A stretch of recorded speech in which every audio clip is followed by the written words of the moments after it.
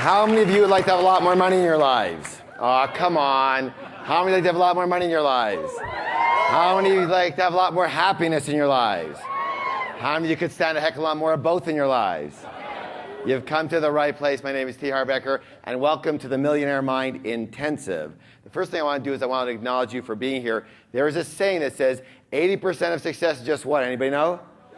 Showing up. So, since I can't reach you all, I need you to do me a little favor and simply reach around, pat both your neighbors on the back and go, congratulations for being here.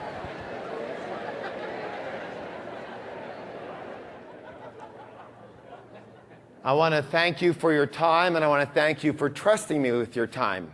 You know, speaking of trust, it reminds me of a story of this guy who's walking along the edge of a cliff, and all of a sudden he doesn't realize it, but he trips and he falls off over the edge of the cliff, and he has the presence of mind, however, to turn around and grab onto the ledge. And he's holding on, and he's holding on, and he doesn't know what to do. He's holding on, and he yells up, is there anybody up there that can help me? There's no, is there anybody up there that can help me? And finally, this big bellowing voice calls out, this is God. I can help you. Just let go and trust. And all of a sudden you hear, is there anybody else up there that can help me? Hey, you might as well laugh now because it don't get any better, okay? Anyways, let's see where everybody's from. Stand up and give yourselves, everybody included, give them a round of applause. If you're from anywhere in the Seattle area, let's see you stand on up here. Come on. Good job, and have a seat. Stand up if you're from anywhere else in this Washington area. Where are you? Please stand up. Where are you guys? Good job. Thanks for being here. Stand up if you're from anywhere else that I haven't mentioned yet. Just stand up here. Where are you? Okay. Now stay standing, all right? Stay standing. Let's find out where people are from here. Starting over there. Where are you from, ma'am? By Medford. Medford, Oregon. Give me a hand. Come on. You're from Oregon? Yeah, have a seat there. Great. You're from? Charlottesville, Virginia. Virginia. Right. You're from? Maryland. You're from? San Francisco. You're from? San Diego. Haywood, California over there. Good. You're from where? I'm sorry. Idaho over here. Good. Santa Monica. Very good. Right here? Woodland, California. Yes, back there? Denver. Have a seat. Vancouver, Canada. Excellent. Yes? Oklahoma. Yeah, right over here. Where are you guys from? Camarillo and Los Angeles. You're from where? Camarillo, California. Camarillo and Los Angeles. Thank you for coming. Very good. Good. Cape Cod, Massachusetts. Wow, that's great. Right there? Wisconsin. Very good. Thank you. Wisconsin. Thank you for being here. Vancouver. Nashville, Tennessee. Have a seat. Right here. Southern Oregon Coast. Oregon, very good. Good. Newport, Oregon, thank you. Kelowna, British Columbia, very good. Thank you, guys. Okay, let's go all the way back there. Dallas, Texas, very good. Right back there. Portland, Oregon, excellent. Nevada City, great. Beautiful place. Yes. Sacramento, a whole group, good. Thank you. Victoria, excellent, good job. Wisconsin. Okay, good job. Right here? Tulsa, Oklahoma. Oklahoma, Tulsa, good job. Very good, excellent. Right here? Atlanta, Georgia. Good. Hey, thank you for coming. Big round of applause to everybody. Great. You know, when you have people from all over, it just melds the energy so nice, isn't it? That's great. So, hey, your job here, especially from the Seattle area, is to make all these other people feel welcome, right? Very good. Now, stand up if this is the first time you've ever been to one of our programs or seen myself or anything like that. Just stand up if you've been to first time ever, evening, anything. You guys, a big round of applause for courage here. A lot of courage here. Excellent work. Yeah. You trusted somebody. This is very important. Anytime I do any seminars, I have 2 rules. How many rules? 2. First rule is this, and I mean it sincerely. Don't believe a word I say.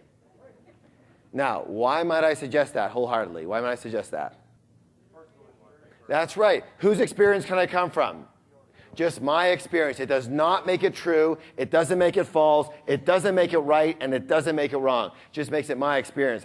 All I can let you know, however, is that the principles you're going to learn here this weekend completely transform my life and have now transformed the lives of literally thousands and thousands of other people. And if you learn them and you what? Use them, apply them, I believe they can transform your life too. But all I can ask of you is, would you be willing to be open for this weekend and then try the material out in whose life? In your life. And whatever works for you, keep on what?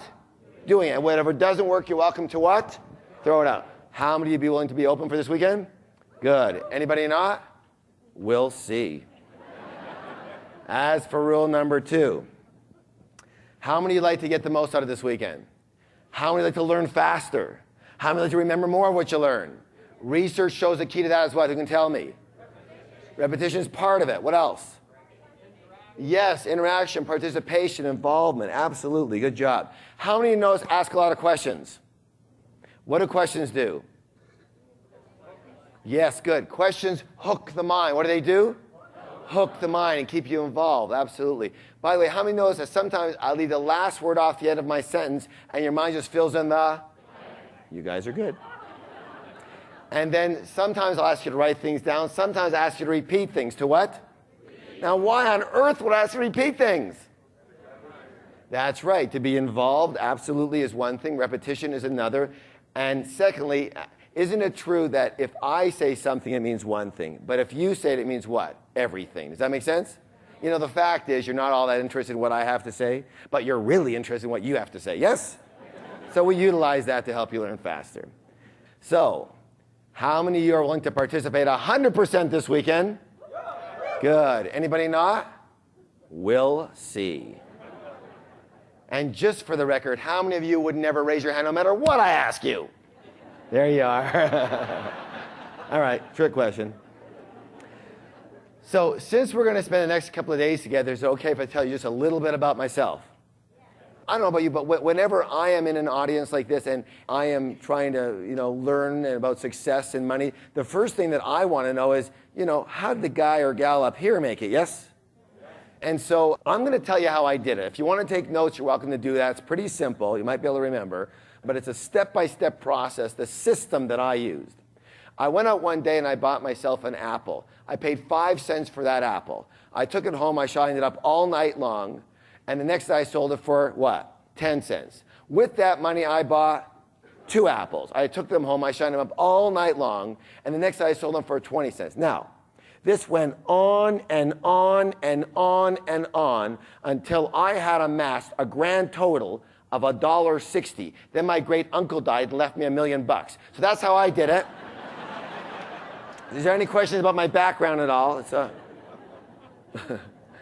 Well, as I said, I guess my claim to fame is that I own at least a dozen different businesses before I hit the age of 30. Included in one of those was opening one of the first retail fitness stores in all of North America. The interesting thing about that is that I started that company with $2,000 I borrowed on my Visa card. From there, I was able to open 10 stores in only 2.5 years, and then I sold half the company's shares to the H.A. Heinz Corporation, the ketchup people, for $1.6 million. How many wouldn't mind starting with a $2,000 credit card loan until you had $1.5 million for half your company a couple years later? Yeah, so from there, I kind of semi-retired. I moved to sunny San Diego. Anybody been down there? Great place to visit. Even better place to live. And I took a couple years off, and then I started doing some consulting, one-on-one, And I suppose it worked for people because they started bringing friends and associates and partners, and pretty soon it was 1 on 2 and 1 on 4 and 1 on 8 and 1 on 12. And someone suggested, say, Harv, you might as well open up a school already. So I said, you know what? That is a really good idea. And I did. I founded the Street Smart Business School based in Southern California. And I taught seminars all across North America. And I taught thousands and thousands of people street smart strategies for high-speed success. What kind of success? High-speed. Good. High-speed success. And in these seminars, I noticed something very, very, very strange. Would you like to know what it was? Okay, I'll tell you next course. But what it was simply this, that you can actually have 2 people sitting side by side in exactly the same room, learning exactly the same strategies, getting exactly the same tools, and one person would take these tools and they would skyrocket to success. But what do you think would happen for the person sitting right beside them? Not a heck of a lot. And I realized you actually have the greatest tools in the world, but if you got a little leak in the toolbox, you got a little problem. And so he started to design programs based on the inner game. The what game? The inner game of money and success. And when we combined and blended the inner game with the outer game, then virtually everybody's results went through the roof. How many people can understand what I'm saying? Yes? Very good. So that's basically how that occurred. Now, that's what we're going to be doing here this weekend, combining the inner game with the outer game. How many people notice that we often get what we intend? How many people notice that sometimes other things happen for us that we didn't intend? We've had people in this program who came here to learn how to make more money, and what they found was their best friend. We've had people come here to look for financial freedom. What they found was emotional freedom. We've had people come here to look for all of their lessons from up here on the stage, and they found their greatest lesson came at a break while talking with another participant or from sharing with somebody in a class. How many people believe there are no accidents in the universe? See, I wholeheartedly believe that. See, I believe you came here for a reason, and that reason may or may not be conscious to you, but the universe is on purpose. So, I'll ask you this question. How many of you would be open to learning whatever you're supposed to learn here this weekend, however and from whomever and from wherever it comes? Yes? Give somebody a high five and say, you're awesome.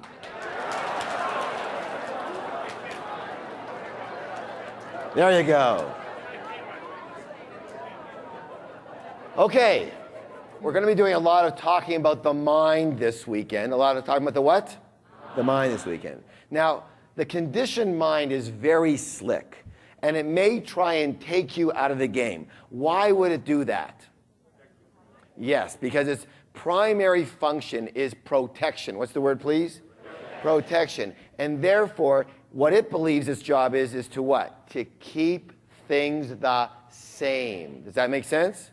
Right. So it does it in a lot of different ways.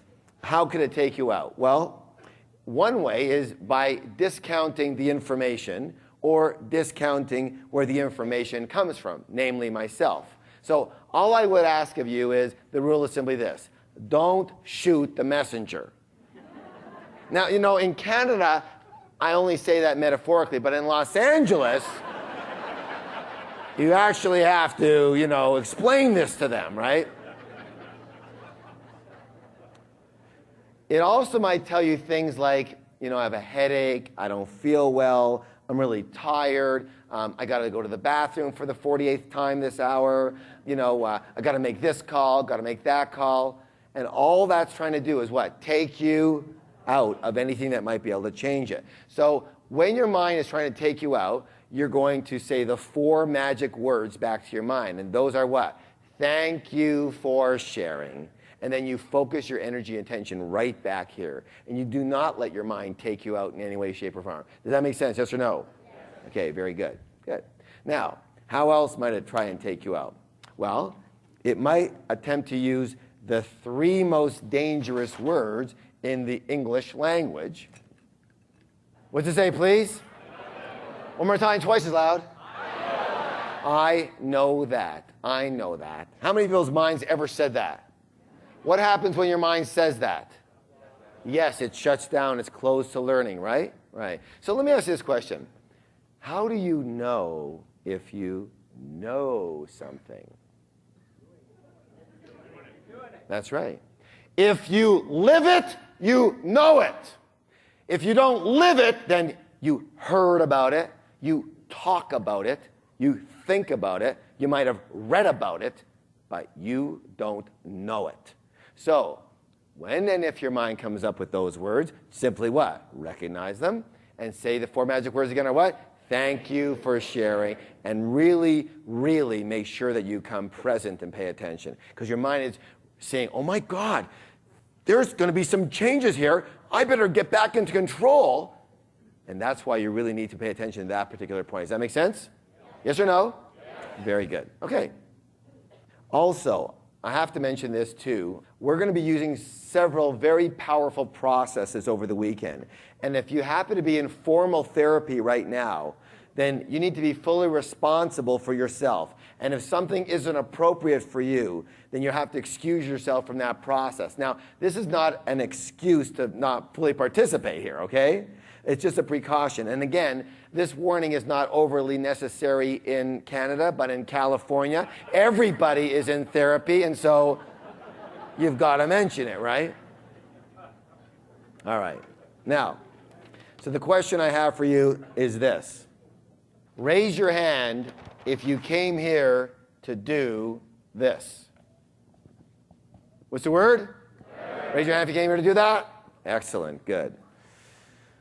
The key questions we're going to answer in this program is, what is stopping you from reaching your full personal and financial potential? Understand? Now, the answers, though, are not necessarily in learning more. Josh Billings said this, I quote, "It's not what we don't know that prevents us from succeeding. It's what we know that just ain't so that is our greatest obstacle." Do you want me to repeat that? All right. It's not what we don't know that prevents us from succeeding. It's what we know that just ain't so that is our greatest obstacle. I'll give an example of a story of a young man who goes to a Zen master to become wise. But he already believes he's pretty smart. So he goes to the Zen master and he talks the Zen master's ear off. He keeps talking and talking, telling him all the things he already knows. And so the Zen master is very patient and finally says to the young man, he says, would you like some tea? And the young man says, certainly. So he gives the young man a saucer and a cup, and the young man holds it out, and the Zen master begins to pour the tea. And he pours and pours, and he overpours, and it's all over the guy. And finally the guy says, what are you doing? Are you crazy? It's all over me. And the Zen master simply says this, he says, if one's cup is already full, there is no room for anything new. Does that make sense? All right. So let me ask you this question. How many of you are willing to let go of some of your possibly non-supportive ways of being in favor of some more empowering ways of being this weekend? All right. Yes? That's what we're going to be doing the rest of the weekend. Now, this next piece over here is called Winning the Money Game. What's it called? I'm sorry, I can't hear you. What was it? Winning the Money Game. Now, this section by far is the most data-oriented, left-brain, logical side of the program. This is the tools. Got it? The tools. So, for those of you who, can't even stand the sight of a number, that's just not your area, I understand fully. And tonight, you just do your very best you can to stay with it. Yes? All right. Now, for those of you who are very, very logical and everything, this will be a breeze for you. However, again, I want to remind you that the rest of the seminar is not like tonight, in as much as tonight I'll probably talk this evening as much as most of the rest of the seminar I'll put together, because the rest of the seminar, you guys are doing the work. Understand? But there is an amount of understanding, an underlying base foundation of data that I need to deliver. And I've got a very short time to deliver it. So are you okay with that? Do I have your permission to go for it on the data side here? Yes? All right, good. All right.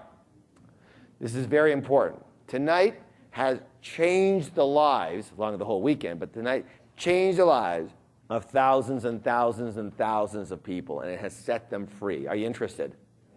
All right, let's begin. The number one reason most people don't get what they want is because they what? They don't know what they want. By the way, this over here, this is our job. What is it? Unlearn. They don't know what they want. Please read it with me. What's it say? Clarity equals or leads to power. Power is the ability to what? Power is the ability to do. To what? To do or to act. Just think of a car. Power is the ability to do.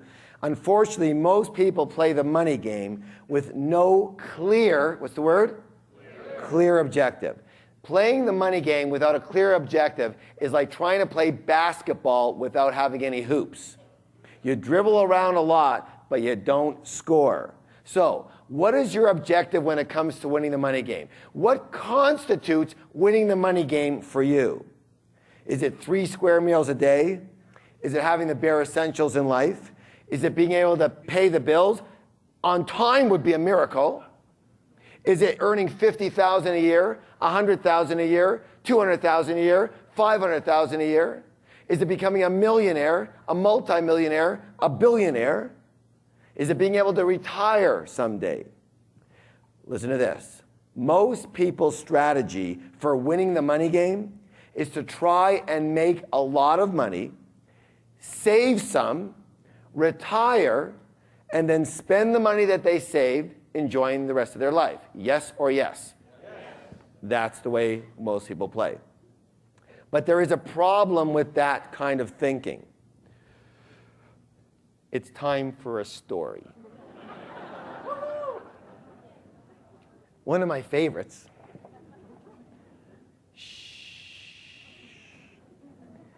The Goose and the Golden Egg.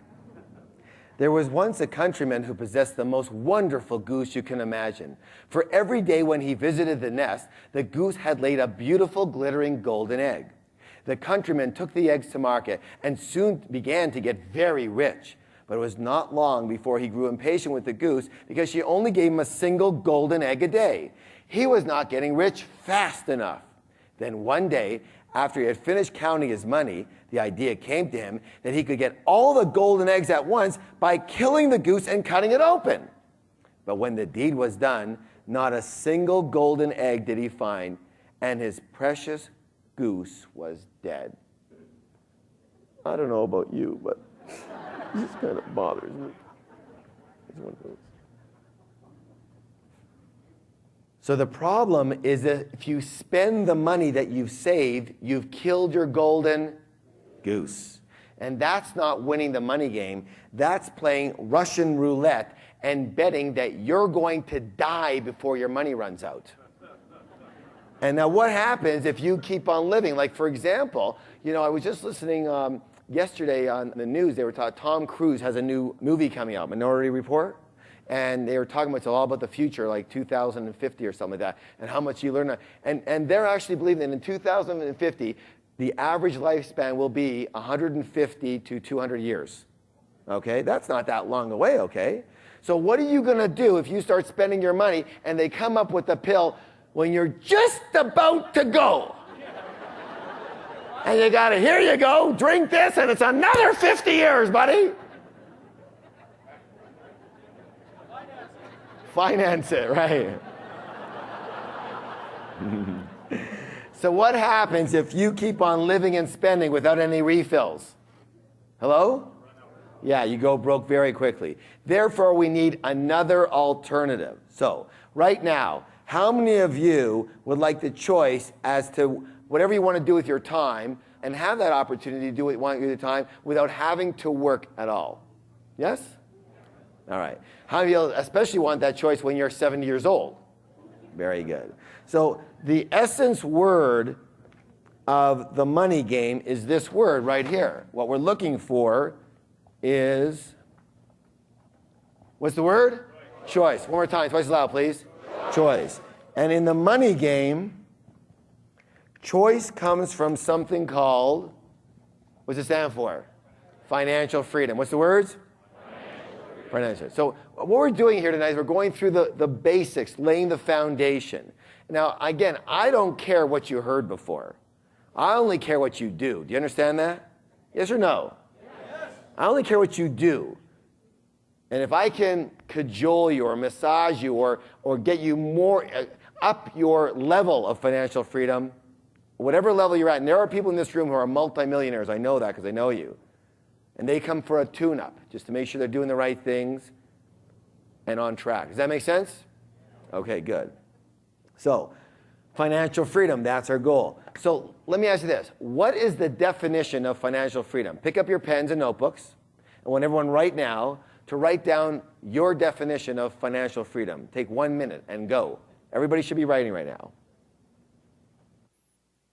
Okay, let's see what you came up with. Who would like to share what they wrote? Definition of financial freedom is? Okay, basically the ability to do what I want when I want it. Yes, something in that range. Good, good. What'd you have? To do what I want to do, not what I have to do. Excellent, good. Come on, over there somewhere. Yes, right here. Freedom to do what I want and a multimillionaire. Good, good, good. One over here. Yes, right there. That's good. The time to do the things I love and the money to pay for someone to do the things I don't love. Excellent. All right. Let me give you our definition of financial freedom. Maybe it can be useful for you. Listen closely. Please write it down. Financial freedom is simply this: the ability to live the lifestyle you desire without having to work or rely on anyone else for money. I will repeat that. The ability to live the lifestyle you desire without having to work or rely on anyone else for money. So if you work by what? By choice. By what? By choice versus necessity. Now, how many of you agree that living the lifestyle you desire is going to cost some money? Right. And therefore, to be free, we need to be able to earn money without working. Got it? So, again, as a base here, income without work is called, what's it say, please? Passive income. One more time, twice as loud. Passive income, good. And therefore, the simple, in its simplest format, the simple objective of the money game is to earn enough passive, what's the word? Passive income to pay for the lifestyle you desire. Got it? So in short, a simple formula looks like this. You achieve financial freedom when what? Your passive income is greater than your expenses. Now, most people are barely getting to a point where their active income is greater than their expenses. Yes or no? That's not the game. The game, you win the game. Say this, put your hand on your chest. Say, I win the game. I win the game. When my passive income, is greater than my expenses. Good, give somebody a high five and say, you have a millionaire mind.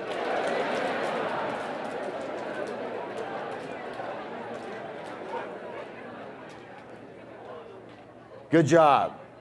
So now let's put this down. We've got to get this personalized for you.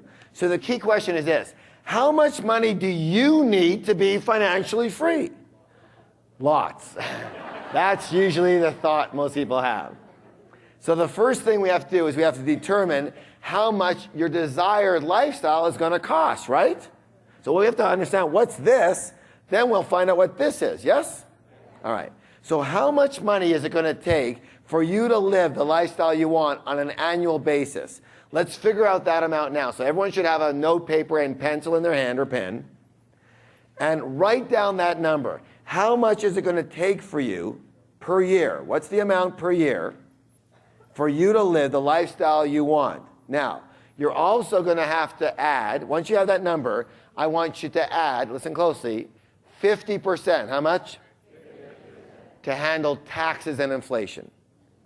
So if you said, I need $200,000 a year to live the lifestyle I want, then how much is my final total going to be? $300,000. Excellent. Good job. Write down that amount. This amount is absolutely critical for you to know.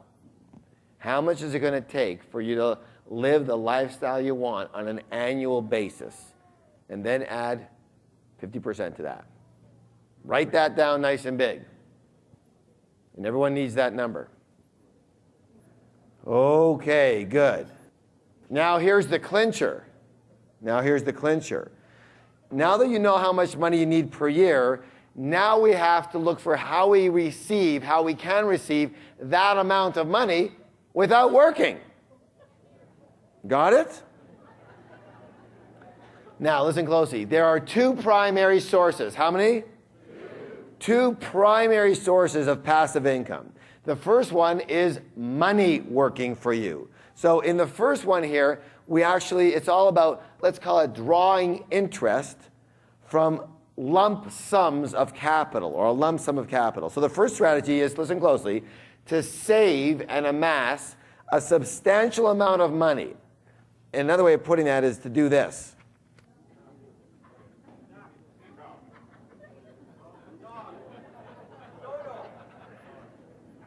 I know you must have some inside joke because you can't be laughing at my goose, right? There's no way. It's got a tail. I see. That's what I was missing, right? It looks like it's missing something else. But anyways. Wings. Oh my God, no wonder. Look, they don't pay me the big bucks for the artistry, all right? All right. So here's what we've got.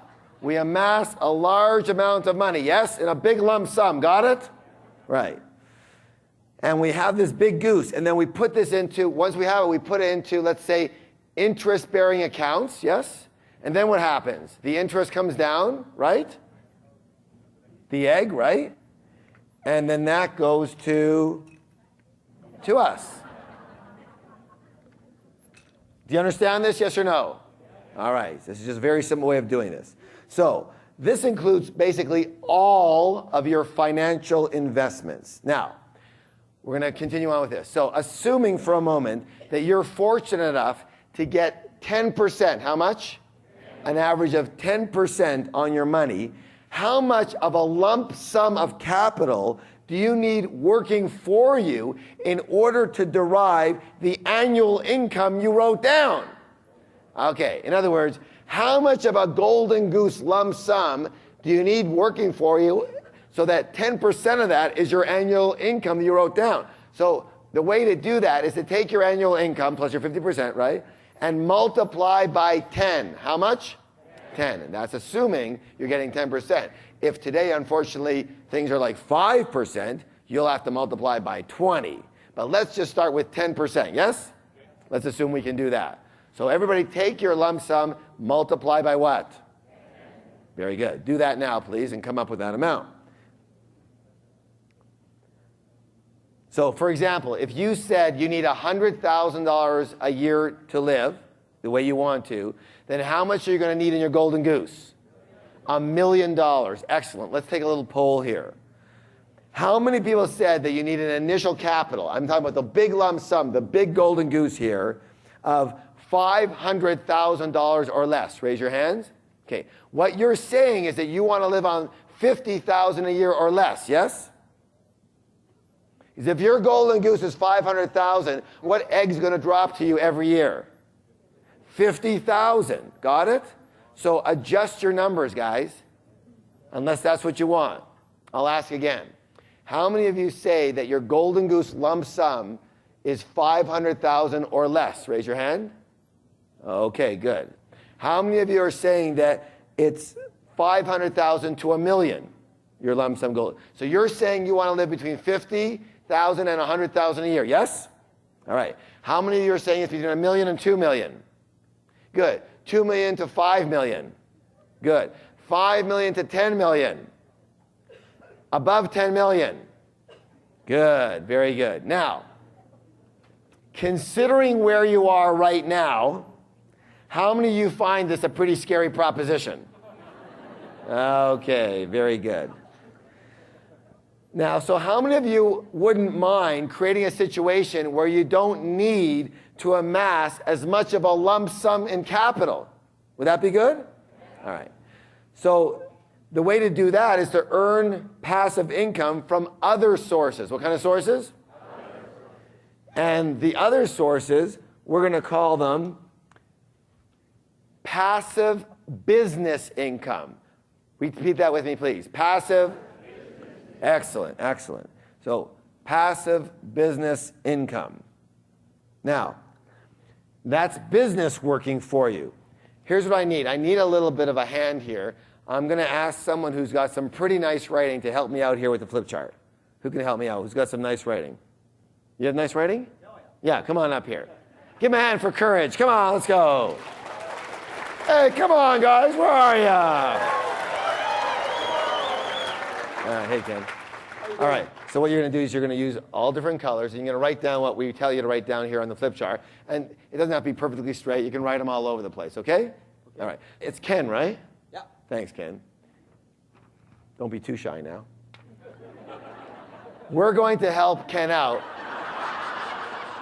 All right, that was Ken. Who else wants to help out here? All right. We're going to help Ken out by sharing with him some of the methodology of creating passive business income, some examples of that, okay? And he's going to write them down. Okay, who's got one? ATM machines, good. ATM machines, excellent, good. Along the same lines, let's cover that one first. ATM machines, so these are kind of like machinery, vending type of things. So ATM, put down vending. Give me some more like that. Rental income, good. So rental properties, rental real estate. What else? Yes. Car washes, good. What else?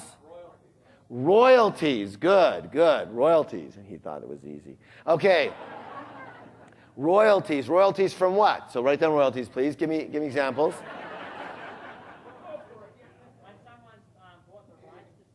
Someone's bought the rights. So in other words, give me an example of something you can do to receive royalties from. Write a book, excellent, good. Write a song, excellent. What else? Software, excellent. What else? Yes, and inventions. Yes, good.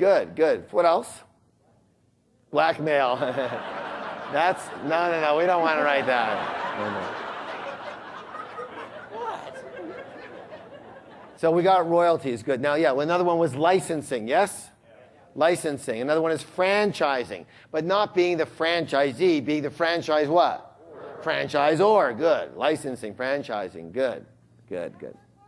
Network marketing, absolutely. Network marketing, very good. Now, having said network marketing, I want to clarify this, okay? Because there's a lot of, raise your hand if you've been involved in network marketing whatsoever, yes? A lot of you, good. So listen closely. There's a distinction, a small distinction, but a distinction so be that, between passive income and residual income, right? There's all kinds of definition, but let me give you the definition that we use. Residual income is a good example of network marketing, whereby you are getting money on an ongoing basis, in other words, residually, from other people's efforts. Is that good? But that doesn't mean that you're still not working. Understand? Passive income means you are not actively working. So when does network marketing become passive income? Yeah, when you take off for 6 months and go across the world and hang out, and the money keeps coming in. But while you're working, it's not passive income. Now, does that make sense?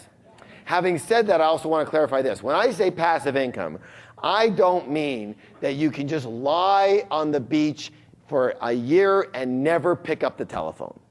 Okay? That's not passive income. That's la land. Because in my experience, I'm not saying it doesn't happen. It's very possible. But in my experience in the real world, generally, even with passive income, there's a little thing called maintenance. What's it called? Maintenance. And it's normal. It's normal. So what we mean is, though, yeah, you have to pick up the phone once in a while. You have to go to the bank and cash your checks if you want to. You know what I'm saying? A little bit of maintenance is still part of passive income. Do you understand? Then that's okay, right? So if you have a vending machine, for example, Root, and you've got a couple of people who handle everything, that one person handles the repairs, one person handles filling it up, one person handles getting the money for you, one person goes in the bank, you know, that's great, but usually you're going to get a call once in a while, yes or no? And that's normal to do that. What else? Give me some more examples of passive business income. Owning mortgages. Owning mortgages. Now, would that be one, yes or no? That's not what we're going to call there, because we're going to put that into the other one. We're going to put that into the financial instruments, because owning mortgages itself is a financial investment necessarily versus a passive business on an ongoing basis. Good. That was a very good try, though. What else? 900 numbers. Okay, fine. 900 numbers is a good one. Good. 900 numbers. Good. Website. Yes, so internet marketing. Please put that down. Thank you. Internet marketing. In the old days, it used to be direct marketing, but today is internet marketing. Is it possible to create a business with the use of the computer where basically everything is fairly automated? Yes or yes? And people log in, they buy something, they get it shipped to them from a fulfillment house, and they send you the money on the credit card, and all you have to do is cash that check. Yes? Is that a good thing to have? That's a very good thing to have. Give somebody a high five and say, that's a good thing to have.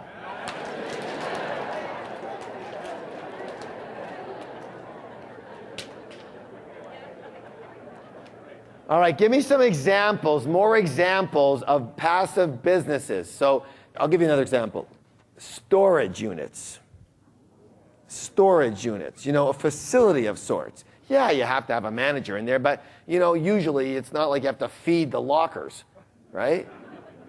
So there's storage unit. It could be regular storage, or it could be even RV storage or boat storage. Yes? Here's another great business for you. If you can get it into this business, you're golden. Parking lots. Do you want to know why most people who own parking lots are very, very wealthy people. You don't even know who owns these parking lots, do you, for the most part? No, because they're too rich to even tell anybody about it. They don't tell people when they own parking lots. You don't, what do you do? Yeah, I own parking lots. No, you don't hear that, right? No. But they're so rich, they don't even come out of the house anymore. All right, parking lots is a great one. Laundromats, right? Now, laundromats could be good, not so good. Again, there might be a bit of maintenance to there. Laundromats could be good. I have another one for you. I have a friend who bought a campground. A what? A campground. Now, he didn't know it was going to be a passive income business or not, but he would stay in the little hut all day long, especially in the summer, and he'd take the money and all that. Then what happened is he had an opportunity to look at another campground and buy one close by, and he was making very good money, so he decided he would do that. But in order to get away to look at the campground, he had to take the night off. Yes? So he didn't know what to do, so he remembered that he'd been to a campground a long time ago, and they had a little honor system where, you have a little box, you throw the envelope in, you put your $7 or $12 in, you throw it in for the night, yes? How many have been to courses like that? Good. So here's what he found when he went away that night. He had a 96% honor. In other words, pretty well everyone did pay, except for one person paid a buck too little and wrote a note, said, sorry, I'll pay it back the next day. So everybody paid. And he has about 100 and something sites, so that's a lot of sites, yeah? So he noticed something, that he could actually do this without being there. So guess what he has now? He has 4 campgrounds. How many? 4. Guess what each of them is based on? Guess how often he shows up? He doesn't show up. He has someone who collects up the money basically once a day and bring it to his bank. Guess what he does now? He camps a lot. I'm not kidding you. Now he goes camping, right? You have to sit in the house. Oil well, yeah. Oil well is a very good possibility. Good. Yes? Yeah, tanning salons. You don't have to do that much there. An exercise center, that's a possibility. Usually when you have, here's the thing, usually the more employees, the less passive. Understand? If you can do something with just 1 or 2 employees, you're like a storage center. You don't need 58 employees for a storage. You need 1 employee manager who's got a key, opens up the thing, put it in, take it out, here's the money, goodbye, right? But if you need a lot of employees, there's usually going to be management. Now, having said that, listen closely. Another one is, put this one over here, systemizing any business. So you take any business, you systemize it so that you don't have to be there and it runs without you, yes? Now it's a passive income business. And hopefully, how many of you picked up my book at one point in time, Speed Wealth, right? You read that? It talks a lot about what? Systemizing your business so that you can what? Sell your business, yes? So hold on, because if you say sell your business, that doesn't mean passive income.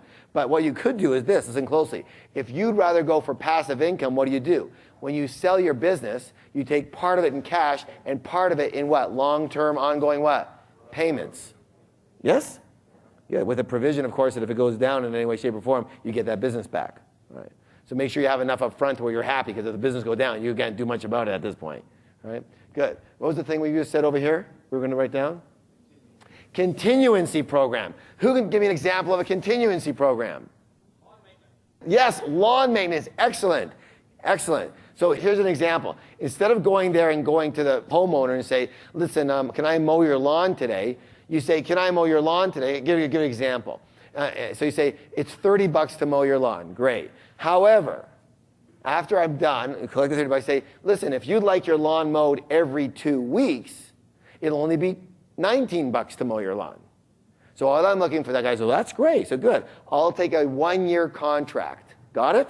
Or a season contract. Now you could have lawns, and on the other side you could have what? Snow removal, yes? Right, so you have both. Now the smart thing though is you don't go as a one at a time, you create a continuancy program so they've got a contract. Now I have a student, a participant down in San Diego who heard this. You know what he started? He started car wash, detail car wash thing, right? And so what he would do is he'd go to a house, they're usually a little more well-off people, go to a house and he'd say, listen, I'll come and I'll wash your car and I'll give it a mini detail every 2 weeks. And it's $40 for that. On the other hand, if you take a 1-year contract, it's only $28. A lot of people took the 1-year contract, right? Because they want to do this. So he started doing that until he became what? Way too busy. He took all these on. So what? He hired a couple of guys to start doing the washes. And then what did he do? He went out and got more contracts, hired more people. Now what does he do? He has 2 salespeople who all they do is get contracts, and he's got 16 people washing cars. And what does he do? Nothing. Understand? Passive income, very good. All right, good. And yes, any type of club, any type of what? Club. With ongoing fees is an excellent idea. And the less you have to do for them yourself, the more simplified it is, the better. Does that make sense? Very good. So we got lots of different ways to create passive, what kind? Business income. So give Ken a big round of applause so you can write that down. Very good. Come on, guys. Thank you for doing that. Good job, good job. Okay. So, y'all understand where we're coming from here, yes? Now, let me ask you this question. Do we just have one stream of passive business income? No, we can have what? We can have several streams of that coming to us. Several of those things. We have campgrounds, storage units, we have a book, we have a song, we have lots of different streams, right? Now, there is also, by the way, a lot of people who talk about multiple streams of income. Is that good, yes or no? Yes. Well, it's good as long as they meant something else. Because you know what? For the most part, if you say to most people out there, if they haven't heard what we've been talking about here, multiple streams of income, you know what that means? That means you work your bloody ass off. So what's the word that we ought to have in there? Thank you. Multiple streams of what? Passive income. That is nice. I am not interested in more multiple streams of income. Passive income. Now, there are those people who talk about multiple streams of income, and inherently they mean passive income, if you read what they say. Understand? You want to be looking for that. Otherwise, if you have 6 jobs, that's multiple streams of income, yes or no? That's not what we're looking for, are we? Okay, so what's the key word? Give me a high five and say passive. Passive. That's what I'm looking for. Okay, good job. Shh. Now, so to review, the objective of winning the money game is to become financially what? Free. To become financially free, you have to have enough passive income to pay for your desired lifestyle. To have enough to pay for your desired lifestyle, listen closely, your best bet, your what? Your best bet is to have both money working for you and what? Passive income businesses working for you. Does that make sense? So you want both elements working for you. Is that yes? All right, good stuff. Both elements working for you. Y'all understand so far, yes? Okay. There are 5 critical factors. How many? 5 critical factors that are the elements of your financial freedom. Would you like to know what they are? All right. Now, remember I told you in the evening seminars, for those of you who attended, raise your hand if you attended, that there are 5 elements are like having 5 wheels on the bus. Got it? You miss any one of these wheels, you're going to have a problem. And most people only work on one wheel. Therefore, they're missing 4 wheels, and that's why their whole ride to financial freedom, if they ever make it, is what? Very slow, lots of struggle, lots of... So these are the 5 wheels on the bus. Let's see what they are. The first one is your working income. Please write that down. You'll need to write all these down. Working income. The second one is saving. The third wheel is your investments. The fourth wheel is passive income. And the fifth wheel is S. Let's talk about that. How many of you, so do y'all understand what these are? Yes? Working income, savings, investment, passive income, and S. How many of you would like the secret or a secret that will cut your time to financial freedom in about half? Yes? Good. Now, before I say what this is, please understand where I'm coming from. At no time when I talked in the evening seminars, on the radio, on TV, any way you got here, did I ever say this seminar was about becoming a billionaire. All right? I said very specifically that this seminar will teach you and move you very quickly towards what? Winning the money game. Got it? What did we already agree that winning the money game was? Financial. Do you understand? You got it, yes or no? The choice to work only if you want to. Otherwise, you don't ever have to work again. Yes? All right, so that's what we're coming for here. So what will create financial freedom faster is this word right here. If you are willing to do this. What's the word, please? Simplify. Simplifying your lifestyle. I'll give you an example. There was a woman back east that did this program, and she was a nurse. And she had a home that she bought 7 years prior to coming to the program for $200,000. How much? 7 years later, in a very strong market, she sold it for $500,000. How much? So her net profit was how much? $300,000. She was going to just buy another house, right? Except she came to this seminar, she learned about winning the money game. That the goal was to win the game. And so instead of buying another house, she took her $300,000 and she bought a second mortgage for 10%. A very strong second mortgage for 10%, which gives her how much money a year? $30,000 a year. Understand? Now, she's a single girl. She was only 30 years old, and she moved in with her sister. So how much? So by simplifying her lifestyle, all of a sudden, guess what she became? Financially free. Because she could live on $30,000 a year quite comfortably. She's a nurse. She works long hours. You know what I'm saying? Yes or no? Yes. So this girl became financially free on $300,000, not because $300,000 is a lot, it's because she doesn't spend that much. She doesn't need to spend that much to be a happy person. Meaning this, if you can live on less and be a happy person, you have now just cut the necessity of this huge lump sum of money and all this money that you need to have coming in to win the game. Do you understand? So let me say this. From where I come from, most people don't get taught this at a young age.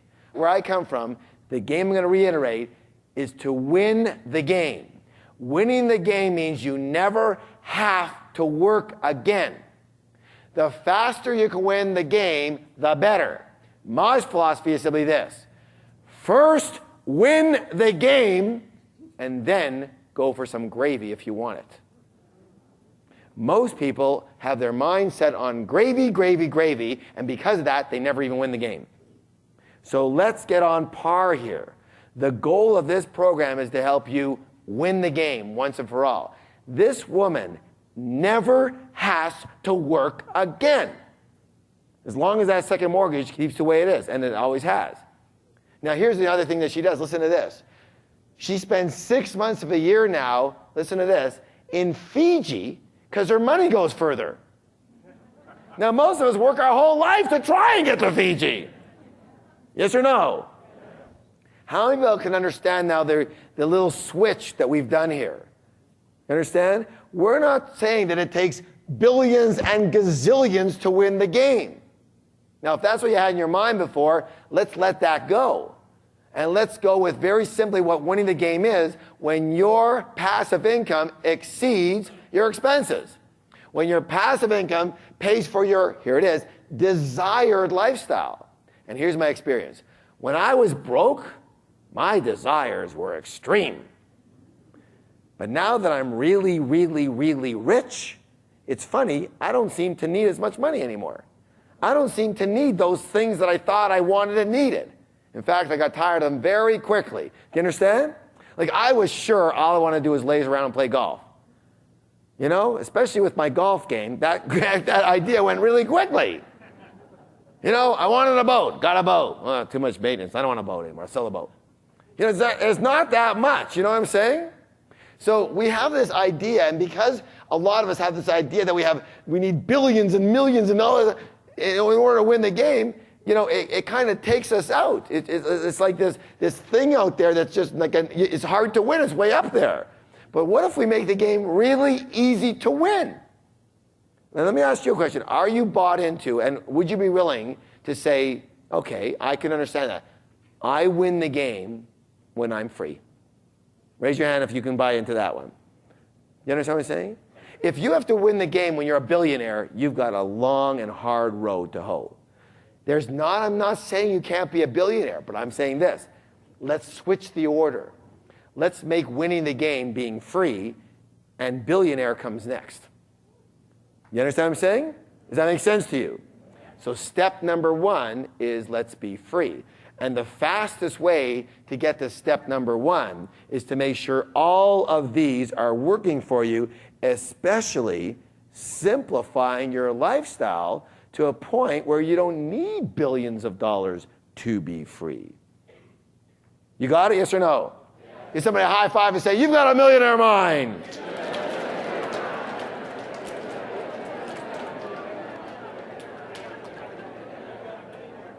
Okay, so let's see where we're at. So the key to financial freedom is to pay attention to each of these areas individually and in combination. Now again, is there a lot of people who have a strong working income? Yeah, but they don't save any of it. So will they ever be free? Is there people who have a working income but they save it but they don't invest it? Yes? They'll never be free. Is there people who have working income, save it and invest it, but they have no method of passive income? It'll take a while, right? And is there people that have all this, but they have such a huge lifestyle expenditure that it's very hard for them to become free ever? Yes or no? So if you want to be free, what do you have to have? 1, 2, 3, 4, 5 wheels on the bus working simultaneously.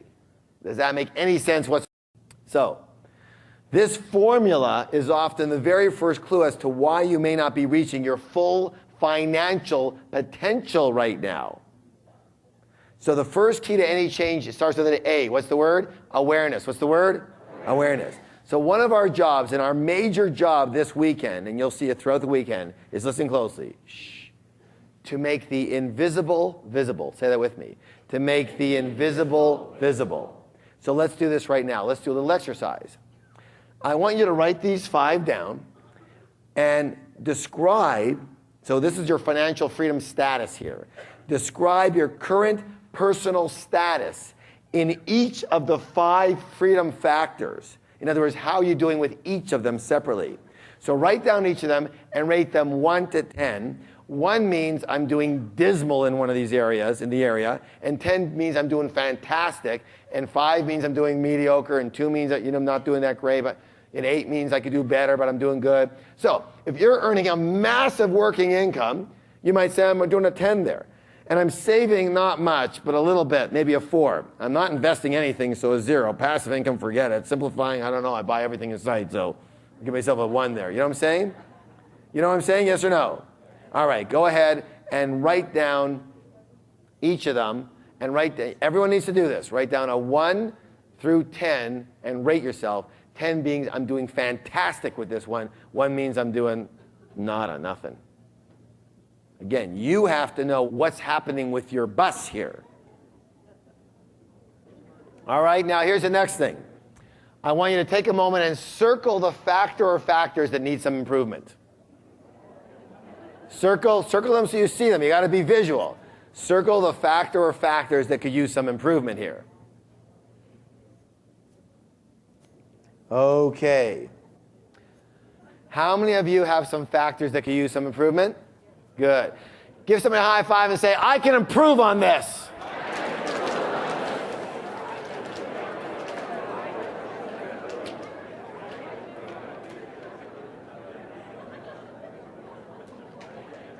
Okay, how y'all doing? Y'all with me so far?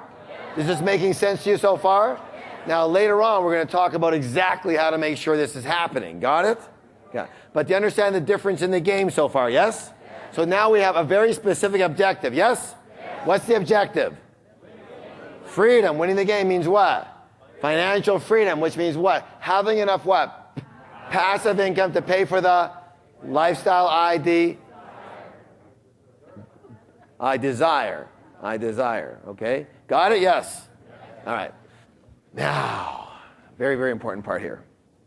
How many people have read this book? It's called The Millionaire Next Door by Thomas Stanley. Anybody? Very good. Now, in this book, this group did a survey of millionaires on this continent, and they found some very, very interesting results as to who they are and how they attained their wealth. Would you like to know what it boils down to? The whole book, with all the numbers and all the data and all of this and all that, boils down to one thing. Do you want to know what it is? It very simply is this: that they are good at managing their money. What's the words? Managing their money. Managing their money. It's very important to realize that wealthy people aren't any smarter. They just have better money habits. So that the single biggest difference between financial success and financial failure is, listen closely, how you manage your money. So, we're going to do a little declaration here. And the declaration is, to master money, I must manage money. Now, before we start with that, a declaration is what? A statement that we all say out loud. And I'm even going to ask you to put your hand over your heart when you say that. Now, I know. When I was in your seat, I felt the same way. It's like, oh my God, how hokey is this, right? But I'll tell you what. I said that when I was broke. Now I'm really rich. So now I believe in them. Understand? So put your hand on your chest. That's it. Sir, your chest, not her chest. Come on. Let's go. All right. Simply, the declaration is this. To master money, I must manage money. Let me hear you. To master money, I must manage money. Again, please. To master money, I must manage money. One more time, twice as loud. To master money, I must manage money. Give somebody a high five and say, you have a millionaire mind.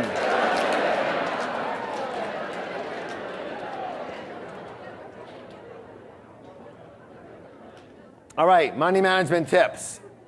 Number 1, you are already managing your money.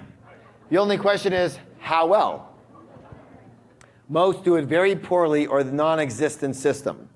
And a lot of people don't want to manage their money because they feel like they're being strangled. They feel like managing your money is a lack of freedom. Yes? All right. So, number 2, managing your money does not restrict your freedom. It promotes your freedom. How? Well, first, it allows you to create full financial freedom. And secondly, it allows you to spend designated amounts of money without any guilt whatsoever. So, what we're going to do right now is we're going to go over what we call the world's easiest and most effective money management method. Interested? It is so simple. That's why it works. Also, it's perfect for kids. All right, here we go. Now, the question is this. If you were managing people in a company, would you have them all do the same job or all be in the same position? No. Why not? Who can tell me? Thank you. Who said that? Yes, because not enough would get done. You have other things wouldn't get done. Everything wouldn't get done. Does that make sense? Good. So you want to have people in different positions in order to make sure that everything is handled. We're in Canada right now, so we have a very special game here, and it's called hockey, right? What is it? All right, so how many forwards are there? 3 forwards. How many defensemen? 2. How many goalies? 1 goalie. All right, now let me ask a question. If the team, iced a team that had all forwards, what do you think would happen to that team? They would have a big problem, yes? What if it had all goalies? Huh? You got a problem. What if it was just defensemen? You understand what I'm saying? So the understanding here is that, why is this important? Because each of these positions, what's the word? Has a different job to do. Yes or no? All right. Very, very important to realize that. A specific job. So that the most important part of managing your money is, listen closely, separating. What's the word? Separating your income into separate accounts for specific purposes. So different parts or different accounts have different jobs to do. Now, so here's what we're going to do. In this system, we're going to divide our money into 6. How many? 6 different jars or accounts. Now, the percentages are flexible, but they're basic guidelines that will change according to income and age, but this is where we want. Now, listen closely. All, what's the word? All of the references we're going to make here tonight are in, listen closely, after-tax dollars. Repeat that with me. After-tax dollars. After-tax dollars, which means this, that if you get your income before taxes are taken off, you have to add another account for taxes and make sure you take that off first before you start this system. This is part of it, but you have to take another jar, another account first. Got it? Yes or no? So what we're left here is with after-tax dollars. Now people say all the time, how much do I take off? Well, if you're in a position where no money is taken off your check, I'm going to say a minimum of 20% of the gross goes right into your tax account. Tax jar, tax account. Now, if you got a really good accountant, you might be able to get back some money. You know, not use it all. If you don't have a good accountant, you might have to add a little bit, but I doubt that, okay? If you have to add more than that, you know, come to one of our other programs. I guess that's what I can tell you. So, let's talk about how this works. So, let's talk about the 6 accounts. The first account, very, very important, is what we're going to call your FFA account. And FFA stands for what? Stands for Financial Freedom Account. Let's do this visually here so we all get it. See this? What's it say? FFA, Financial Freedom Account, right there. We have $100 in after-tax income. How much money goes into there? We're going to start with these basic guidelines. How many percent? 10%. How much money goes into here? $10. Excellent. Good work. All right, next. Let's talk about the FFA account. Your FFA account is your financial freedom account. This is capital for your golden goose. So when is this money ever spent? When? Hello?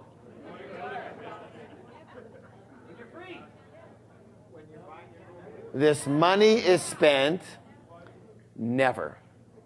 Never, ever, ever, ever do you ever spend that money. This money is your golden goose. Remember about that pill that could come along and add 50 years to your life. This is money that is never spent. It is built to become your golden goose, and from that goose, there will be monies, right, in several formats. That money can be spent later when you're free. So let's start by understanding that this is only to be saved and invested and never, what's the word? Never to be spent. This is going to become your lump sum golden goose that you can draw interest from later. Also, you can use this money to create and purchase passive income structures. So let's say you want to buy a laundromat. Can you use this money? Yes, you can. Let's say you want to start a restaurant. Can you use this money? No. Restaurant is not passive business income. This is only, let's say you want to start an internet marketing passive income business. You use the money. Yes. Anything, a car wash, yes? Yes. Anything that's passive income, you can. This is your winning the money game account. Without this account, you cannot win the game. This is the account that wins you the game. Do you understand? Look, where's my hockey players here? All of these guys are fine and dandy, but if you play here, you cannot win the game. You're on defense. These are the guys that win you the game, yes or no? That's your, well, if you don't score, you can't win. Does that make any sense to anybody here? So that's what it's for. Give me some examples of what your financial freedom account is supposed to be used for. Mutual funds, good, yes. Is that an investment, yes or no? Yes, okay, good. What else? Parking lots, so yes, all passive income businesses. Yes, what else? Royalties, passive income, yes. But give me some investments. Your lump sum golden goose. RRSPs or IRAs, yes? Yes or no? Yes, all your financial investments are going to come from here, everything. Got it? Give me some more. Stocks, yes or no? Yeah, bonds, yes or no? Money markets? What else? Come on. Rental property, yeah, if you buy a rental property, you could take it out of there. Yes, yes, yes, good, good. GICs, yes or no? Owning mortgages. Yes, of course. I'm not talking about having a mortgage. I'm talking about owning a mortgage where people pay you the interest instead of you paying them the interest. Very good. So all of the things that you're going to invest in or create passive income structures with, that's going to come out of this account. I have a question for you. Is this an important account? This is how you win the money game. Very simple. The next one over here is this account. What's it say, please? LTSS. And LTSS stands for long-term savings for spending. So do we spend this money? Yes, of course. But when do we spend it? Long-term, in other words, this is for the bigger items that you don't normally get to buy because you don't have any money for them. So now you're going to save for them. So how much do we put into here? 10%. Now, here's the thing. You can have more than one of these jars. And let's take another jar here. So let's say, what's some of the things that might go into LTSS account? These are for major expenditures. A car, excellent. What else? Renovations for your house, okay? Yes. What else? An airplane, good. Yes, major vacations. You want to go to Hawaii, it's going to cost $5,000, absolutely. A motorhome, good. College, yes or no? Yes, college for your kids, yes, for sure. Let's say you want to start a restaurant, a working business, right, that takes capital. Where do you get that? Out of your FFA, yes or no? No, you can never get that out of there. Where do you get it from? What? You have an LTSS for it. Let's say you want to clear down old debts. So you've got debts that you're going to pay out of another account, but you want to, chop them down substantially or pay off your mortgage faster, right? So this is like your cookie jar, saving up for something specific.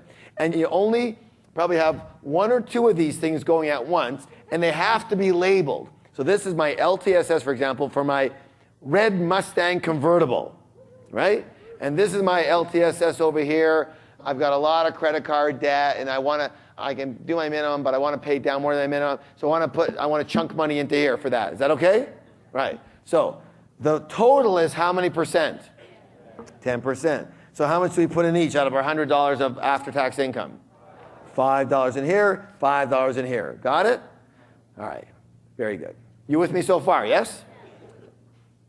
Now, I want to cover a few things while we're doing this. Let's talk about this one over here, paying debt. Now, we're going to talk about several different jars in a minute here. But the obvious thing that almost every financial planner will tell you, and everybody who's anything of the know supposedly in this arena, is that before you do anything as crazy as even start putting the money into your FFA account, you want to pay down any debt you've got. Yes or yes? No! That is the absolute stupidest thing you can do. The stupidest. And everybody tells you the same thing. Everybody tells you to do that.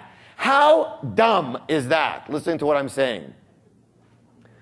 Why don't you put all of your money into clearing your debts? Well, in one of our programs called the Wizard Training. What's it called? It's all about manifestation with elegance and ease. And what it says is this. It says that what you focus on expands. Yes or yes? What you focus on expands. Therefore, if you are focusing on your debt, what are you going to get? More on your debt. Do you understand what I'm saying? So you have to understand what you're focusing on here. You have to focus on what you want. The law says you focus on what you want, not on what you don't want. What do you want? You want to win the game, right? You don't want to play with 6 goalies. You want to win the game. What jar is going to have to be in place to win the game? When do you want to start winning the game? Right now. Not in 5 years. Do you want to know how I know that? Because that's what you're already doing. That's what people already do. They've been playing for years the game of trying to whittle down their debt, and when they do, then they'll finally start playing to score, right? No, you'll never score. Game's already over. You're finished. So understand this. Focus on what you want. Focus on financial freedom versus debt. If you have to, you can renegotiate, hopefully, with some of your creditors in order to, and say this, look, I cannot pay, this large amount all at once, whatever. Like, here's what I'm going to do. I'm going to pay you. I'm going to extend the time, but I'm going to pay you a smaller amount, but I will pay you. I will pay you every single month or whatever it is. You can guarantee on that. Now, you say, oh, you can't do that. Well, most places you can. In banks you can do that. In credit cards you can do that. And most people will do that with you. So before you say you can't do that, you better try. I want you to understand something here. Listen closely here. The key of managing, what's the word? Managing your money is more important than paying off your debt and saving a few percentages. The habit, what's the word? The habit is what's going to change your life. The new habit. Otherwise, you're going to keep the same habit and be in the same position for the rest of your life. Do you understand that? So, your accountant will say, oh my God, what are you talking about? You can only get 7% in your financial, let's say you put in second mortgages, 12% in your financial freedom account, and you're paying 21% on your debts. Pay that off. No, don't do that, because that will force you into that old habit. You need a brand new habit. A brand new what? Habit. This is the habit you want. Money into winning the money game. Your financial freedom account is your new habit. Playing to win the game versus playing not to lose the game. Do you understand? Yes or no? I'm going to say this again. This is so critical. You have no idea how many thousands of lives have changed right here. I don't care what kind of debt you have. I want you to begin putting money immediately into this account. This is going to change your life. Miracles will occur as soon as you start playing the game to win instead of focusing on not losing the game by working with your debts. You have no idea the power of this until you start doing it. Also, here's another piece of advice that everyone gives you, and I'm sure you concur. If you've had trouble with credit cards before, then the obvious thing is cut up your credit cards. Well, if you absolutely have no willpower whatsoever, it might be good advice for you. However, I don't recommend that. Why is that? Because that doesn't change anything. All it means is that you've got 2 halves of a credit card, basically. Look, your life, we are creatures of what? Of what? Give somebody a high five and say, I'm a creature of habit. Now, some of you don't want to say that. Some of you don't want to say that, but you know what? There's nothing wrong with that, especially if you have good and positive and supportive habits, which is what you want to have, yes or no? So you're creatures of habit anyways, why not use that? The idea is to change your habit, not just delete a habit, because you cannot just delete a habit. You must replace it with another habit, or else it'll come back. Do you understand? That's the way you change habits. So it's much more effective to replace a debt habit with a managing money habit. So besides, if you play your game right, you can use this credit card to pay for most of your vacations, which means you don't need to have as much money in your LTSS account, which means you can put that money into your FFA if you choose to. Got it? How do you use it to pay for your vacations? You know. You got mileage. You've got points on certain cards. Now, I'm going to state something here, and we get a lot of people asking questions. I'm going to say this. In Canada, I mean, in the States, there's different ones. But in Canada, I'm going to recommend you look into one of the cards, okay? Here's the card I'm going to recommend you look into. It's called the TD Travel Gold Visa. TD Travel Gold Visa. Now, why would I recommend that? Very simply, I can only recommend from my experience. I have gone through all of those cards.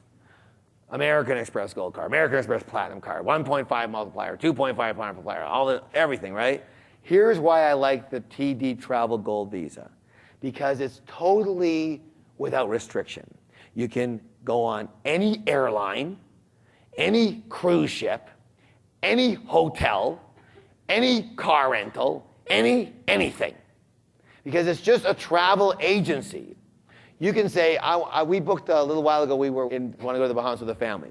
So we said, what's the nicest hotel in the Bahamas? Well, then people say, well, Atlantis is the biggest hotel. Anybody been down there? Yeah, Atlantis. And so we said, well, is it available through them? We call them up. We go, you can get Atlantis. Say, look, any hotel means any hotel. It's just like going to your travel agency. Your travel agent doesn't say, oh, I can't book those hotels, right?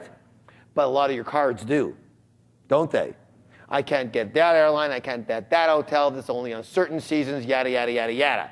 Not this. This is anytime, anywhere, any hotel, anywhere in the world. Is that good or is that good? Good. That's very good. Now listen to this. So here's my recommendation. When you buy things, again, if you have no willpower, then don't do this.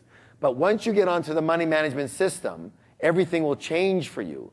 Your whole life will change. I guarantee you that. So you'll be able to do this. So why should you blow off $5,000 of your hard-earned cash on a vacation where you could have got that vacation for free using points, right? On the money that you were already spending during the year, yes or no? All it takes is a little bit of understanding and discipline. Also want you to pay off your credit card every month. But you're going to have the money to do that. That's what the management's all about. So we have gone on, we spend a lot of money on our credit cards. And the way I do that is I make sure that pretty well everything I buy, if I have a choice between cash and credit, I do what? Okay. Look, I'm one of these guys that goes to Starbucks. I buy a coffee for $4.35 and I give them my credit card. Okay? Because to me, 4 points is better than no points. It gets me 4 points quicker to the beach in frickin' Maui, okay? That's all I'm thinking about. I say this coffee, 2 gulps, for me, and 1 gulp is to be on Maui, all right? So I pay with my credit card. I also make sure I pay my credit card off every single month, right? Just so you'll know that. Now, what I've also done is I take our corporate account, and we now have a corporate account on the same Visa. So a room like this, could be $8,000-9,000 for the weekend, and probably a lot more, $12,000. All of that's on there. So everything that I do from the $4 coffee to $12,000 rooms is on that Visa. Got it? So that's why I am very fortunate enough I haven't paid for vacation, even though, it's so funny. When you're rich, things just start coming to you. You don't have to pay for things anymore. It's like, when I couldn't afford it, oh my God, to take a vacation. Now we just came, we were in the Dominican Republic. We were in Mexico, was $1,000 a day for the 4 of us to be in Mexico on all-inclusive. And that's the other thing, by the way. When you do this, go and do all-inclusive resorts. Why? Because then the credit card pays for your food. Understand? The points pay for your food. Because you can't go to a restaurant and pay for and use points. Understand? But if you have an all-inclusive hotel, food's included. So now your points pay for everything. We went to Mexico. Again, it was $1,000 a day. It was $8,000 for the 8 days. You know how much money? I brought $100 with me. That's it. my daughter got a sombrero. That's all we spent. Everything else was taken care of. All on points. Good or good? So I'm not saying you're going to get as many points as I do, and many of you will get many more points than I do. However, I make it a point, if at all possible, if I'm going to buy something, anyways, I don't say, I'm going to buy that to get points. I don't say, I'm going to buy that so I can use my credit card. No, I say, I'm buying that anyway. My choice is check, cash, or credit. I'll take the credit card with the points, obviously. Yes or no? Now, how many of you have a card called Air Miles? The blue card with the thing, right? I'm going to highly recommend you look into TD Travel Gold Visa. So I'm not supposed to say anything negative about other things, all right? But if you check your book on the Air Miles card, if you have, I think it's 647 billion points, you get to fly from here to Edmonton. And only part way. And if you have 3 trillion points, you can get a frickin' lawn chair, okay? Of all the programs I'm seeing, that's the one you really have to look at. You know what? I'll tell you right now. You know how lots of times they say, like in the gas station, you have an Air Miles card? I have one. I go, no. Why? Because it's not worthwhile pulling it out and giving it to the guy. Now, again, that's just my opinion compared to everything else. But that's a great card. You don't have to pay for it. Wonderful. But you get exactly what it's worth. What can I tell you? Okay, that's my experience with that card. And I've seen lots of cards. I even have the American Express Gold and Multiplier 1.5. Great card. You get to multiply your points by 1.5 or 2 times. That's great, right? One little problem. Oh, blackout periods, certain hotels, certain airlines. Great, except I want to go where I want to go when I want to go. Got it? Does that make sense? All right, so I'm suggesting don't cut up your credit cards. If you're going to buy something anyways, be smart, manage your money, manage your credit card, and use that for points towards your vacation so you don't have to put $5,000 in here a year. Does that make any sense? The next account is this one. Who can tell me what that stands for? Education. Education. And we're going to put, again, 10%. So how much is 10%? $10 into education. Now, 10 out of our 100. Why am I adamant about education? Very simply, it worked for me, and it worked big time. See, I had heard that success was a learnable skill, but I was still broke. Understand? And when I started my education, in other words, street smart education, like this kind of education, I got really rich really fast. So it worked for me, and I tried everything. I tried getting in the right business, getting with the right people, yada, yada, yada. But it was only the learning of the inner game and the outer game, the tools, that everything changed for me. So I was very fortunate. I was came home one day, again, I was like 26, 27. I had been up and down like a yo-yo and broke a lot of the time. And I came home with him, and my father had a friend over who was a multi-millionaire. If he wasn't a billionaire, I don't know who was. A multi-millionaire. Why and how he was friends with my father, I have no idea. However he is, okay? So I guess my father was crying the blues to him because he had to loan me more money again, right?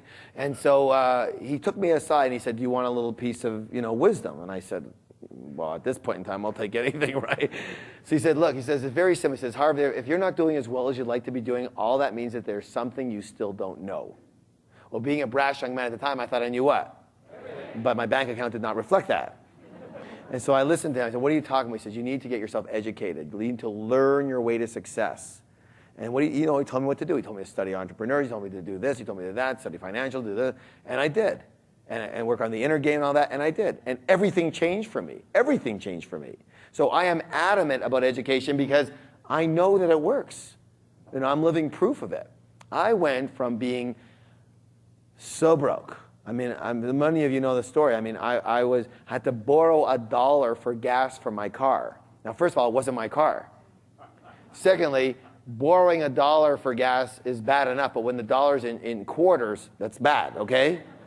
All right? I went from there to being what most people would consider extremely rich.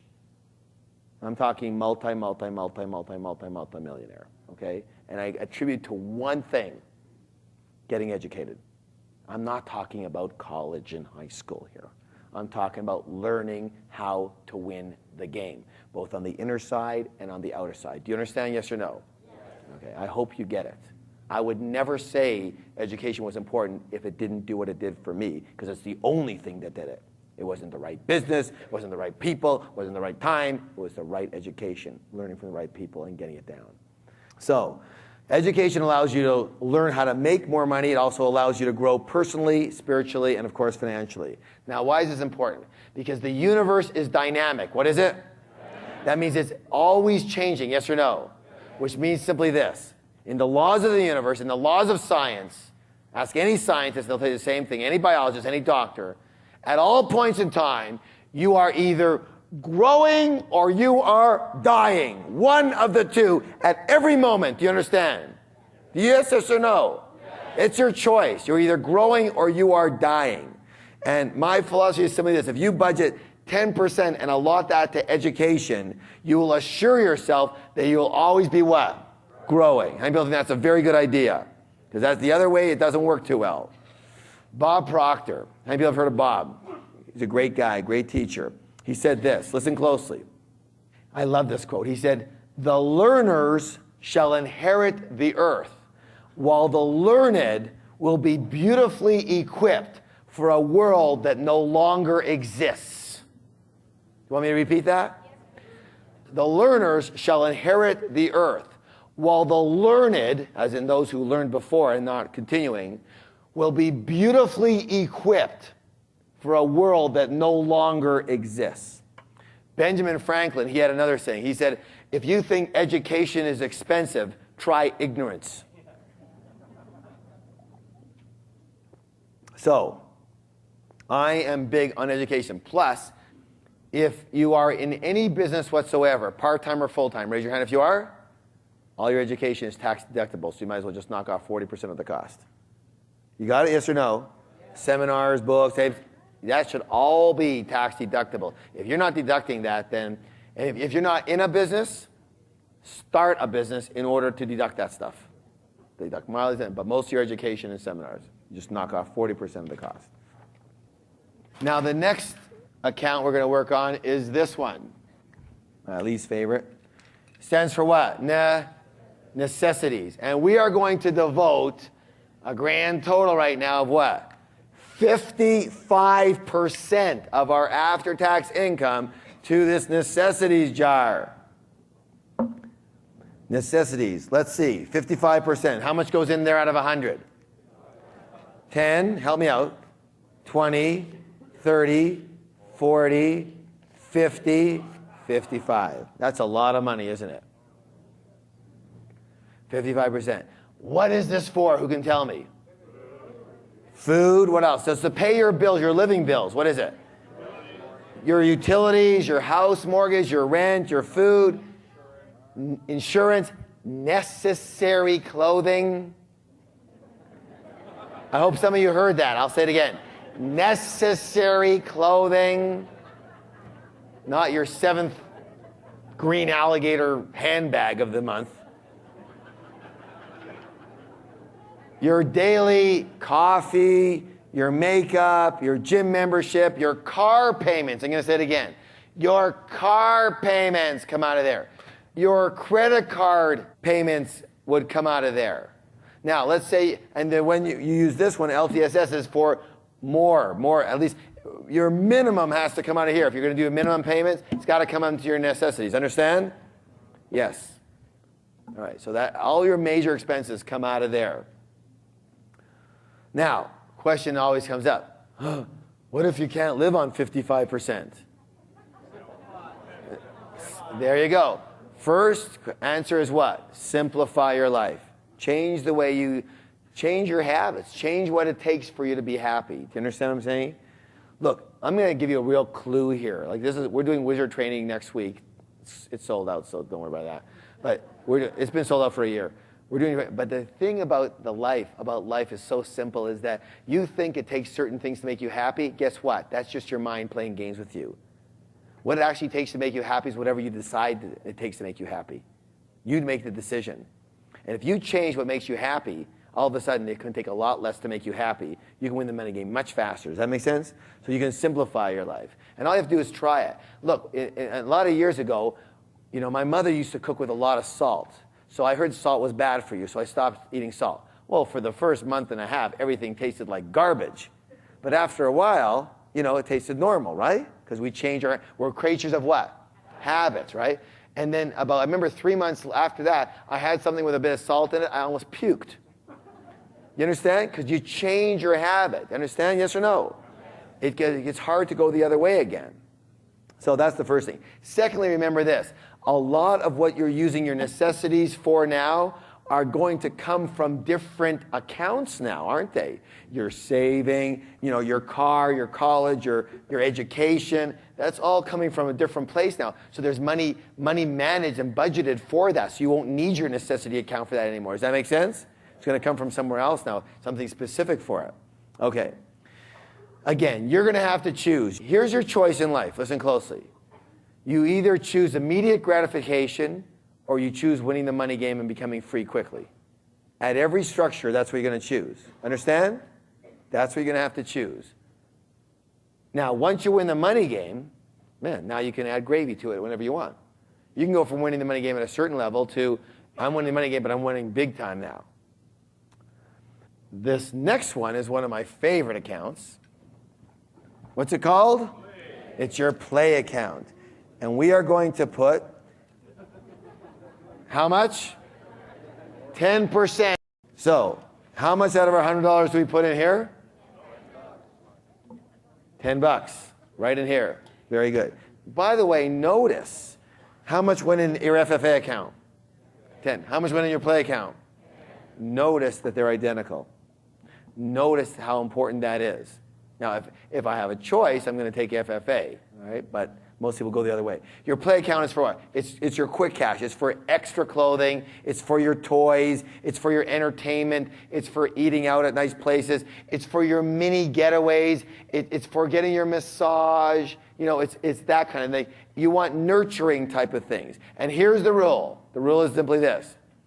All the money in this account, you have to blow it at the end of the month. You've got to wipe it out. You've got to blow it. You've got to have a great time with it. Now, it's critical that you do that. And I don't want you to spend it on little nothings. I want you to take the whole thing and buy yourself things that you normally wouldn't buy yourself. By the way, who does your play account go to? It goes to you. Now, if you have a mate that's contributing the same thing, it goes for both of you together. If you want to split that up together, you can do that, and I'll talk about that in a minute. But it goes for you. It's not for your kids. It's not for that. It goes to you. Listen to closely. This is the account that allows you to do this on a spiritual and inner level. You understand? We are holistic beings. What are we? Holistic. Means we're holistic. We have all sides to us. And we have the FFA, you're winning the money, your financial account. That's your logical side. Got it? But if you don't let your play account, your spirit, your inner spirit be nurtured, in the end, it will never let you continue on the logical side. It will never let their FFA account grow. And if it does let it grow, listen closely, in the end, it will take you down if you didn't take care of it. If you don't take care of your inner spirit, that's the part that will take you down later on. How many people have ever heard of people, they save all their money, they hoard all their money, and somehow they make one bad investment later on in life, they lose the whole thing. That's where your inner spirit says, enough, you're gone, you're history. You didn't take care of me, now it's your turn to suffer. So you want to take care of all parts of you. So you want to make sure that play is handled. Have a blast. Now, also, again, your play account is for nurturing yourself. What is it? This is the part where you get to strengthen your receiving muscle. What muscle? Your receiving muscle. I said it before, we'll take care of it a little bit tomorrow, a lot tomorrow. But one of the number one reasons most people in this room are not reaching their full financial potential is that you are a bad receiver. A bad receiver. People are creatures of what? You need to habitualize yourself into being a strong receiver. Does that make sense to anybody here? One of the ways you do that is by having a play account and blowing it on receiving type of things. So you don't just go like with your play account and split it up into little menial, like nothing. You don't, let's say you have $130 in there, or $150 in there. So, you go to the massage therapist and you say, okay, I want a massage. And they say how much? They say, it's $30 for 25 minutes and $60 for, you say, no, here's what I want. I want the hour-and-a-half massage with the hot rocks and the frickin' cucumbers on my eyes, all right? I want the whole thing. I want all of it. You dump the whole thing on the table. It's $150. What will you do? Now you have to be careful when you do that, okay? It could be a lot more fun than you bargained for.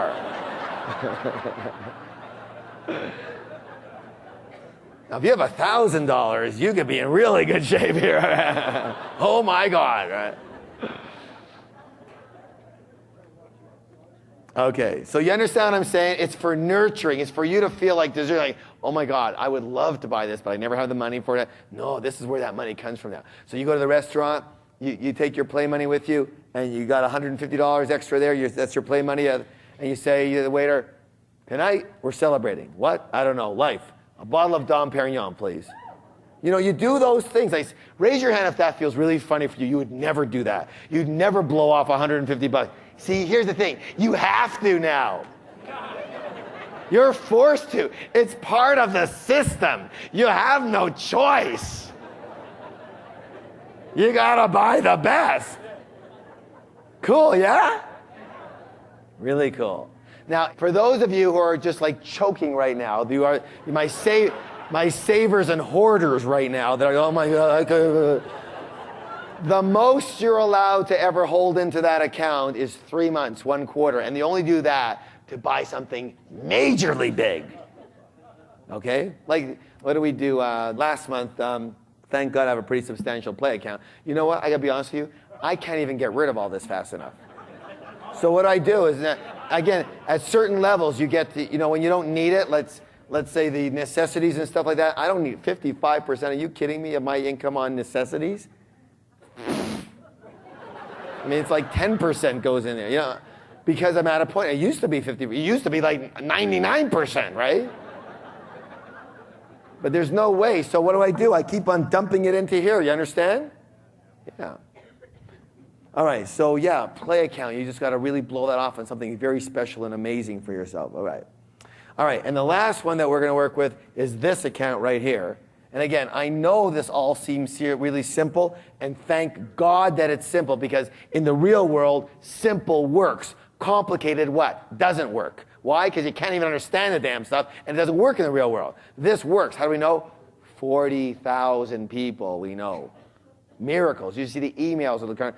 Out of this group, there's 600 and some people. There'll be 500 emails from you guys over the next month about the miracles that have occurred in your life. Is that good or is that good?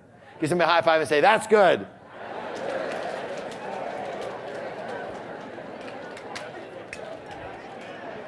All right, again, this works on a very spiritual level. Now, the last account we're going to deal with is this one. It's called what? Giving, okay? Now, I'm going to say that for our budgets right here, we're going to put how many percent? 5%. That's $5 into here. Where does that go? Charities, giveaway, that kind of thing. Now, some of you are used to the words of 10%. Well, if you want to take away from your necessities and throw in another 5%, you're welcome to do that. But from any other account, maybe your LTSS, but I wouldn't, because you're going to challenge the parts of the system. I wouldn't do that. Anytime you can lower your necessities, you're welcome to put it into any other account. How's that? But all the other accounts have to stay, and they have to stay with the right percentages at least. Got it? If you want to put 20% of your FFA, great. Take another 10 out of here. You say, I can't do that? Well, then they'll put 20 into your FFA yet. So you want to lower your necessities and raise everything else, especially your FFA. Yes or no? Only if you want to win the money game, and quickly. Got it? Let me put it this way. This will never win you the game. This is like the referee. It's like, it's the referee in the game, right? There's like nothing there. It's like, I have to type of thing. This is where the juice is. This and this. Your LTSS, I'll tell you about my kids and how they use this in a minute here, but it's awesome, just amazing. How many of you understand what I'm saying so far? How many of you are getting pretty excited by this? Well, you just wait, you just wait, you just wait. Let's go over some details here. Your FFA account, you are going to have a jar, a what? Jar. In your home, and every month you're going to take most of the money in that jar, plus money that comes from other places, and I'll show you that in a minute. And you're going to have an investment account in the bank or in your investment company or however you do it, or it could go in directly or whatever. But there's going to be like a checking account or an investment account where you can take that money out of it and invest into your mutual funds, into your RSPs. And, understand, yes or no? So you're going to take the account, you're going to work with it, but you're going to put it right in the jar. That's where you're going to keep it. Now, let's talk about your LTSS. Here, you're going to have, what kind of accounts are you going to have in the bank? Checking accounts? Why would you need checking accounts? This is going to take you a year or two to get to sometimes. Savings. So you can take, this one over here is going to say Red Mustang Convertible. There you go, right there.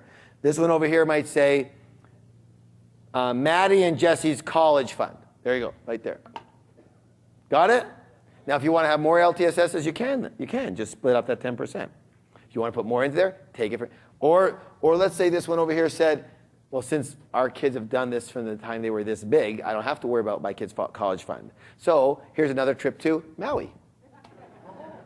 For me and my wife and my kids. Yes? Good? Yes? All right. So you write it down. You have to write it right on. You write it on here, Maui. All right?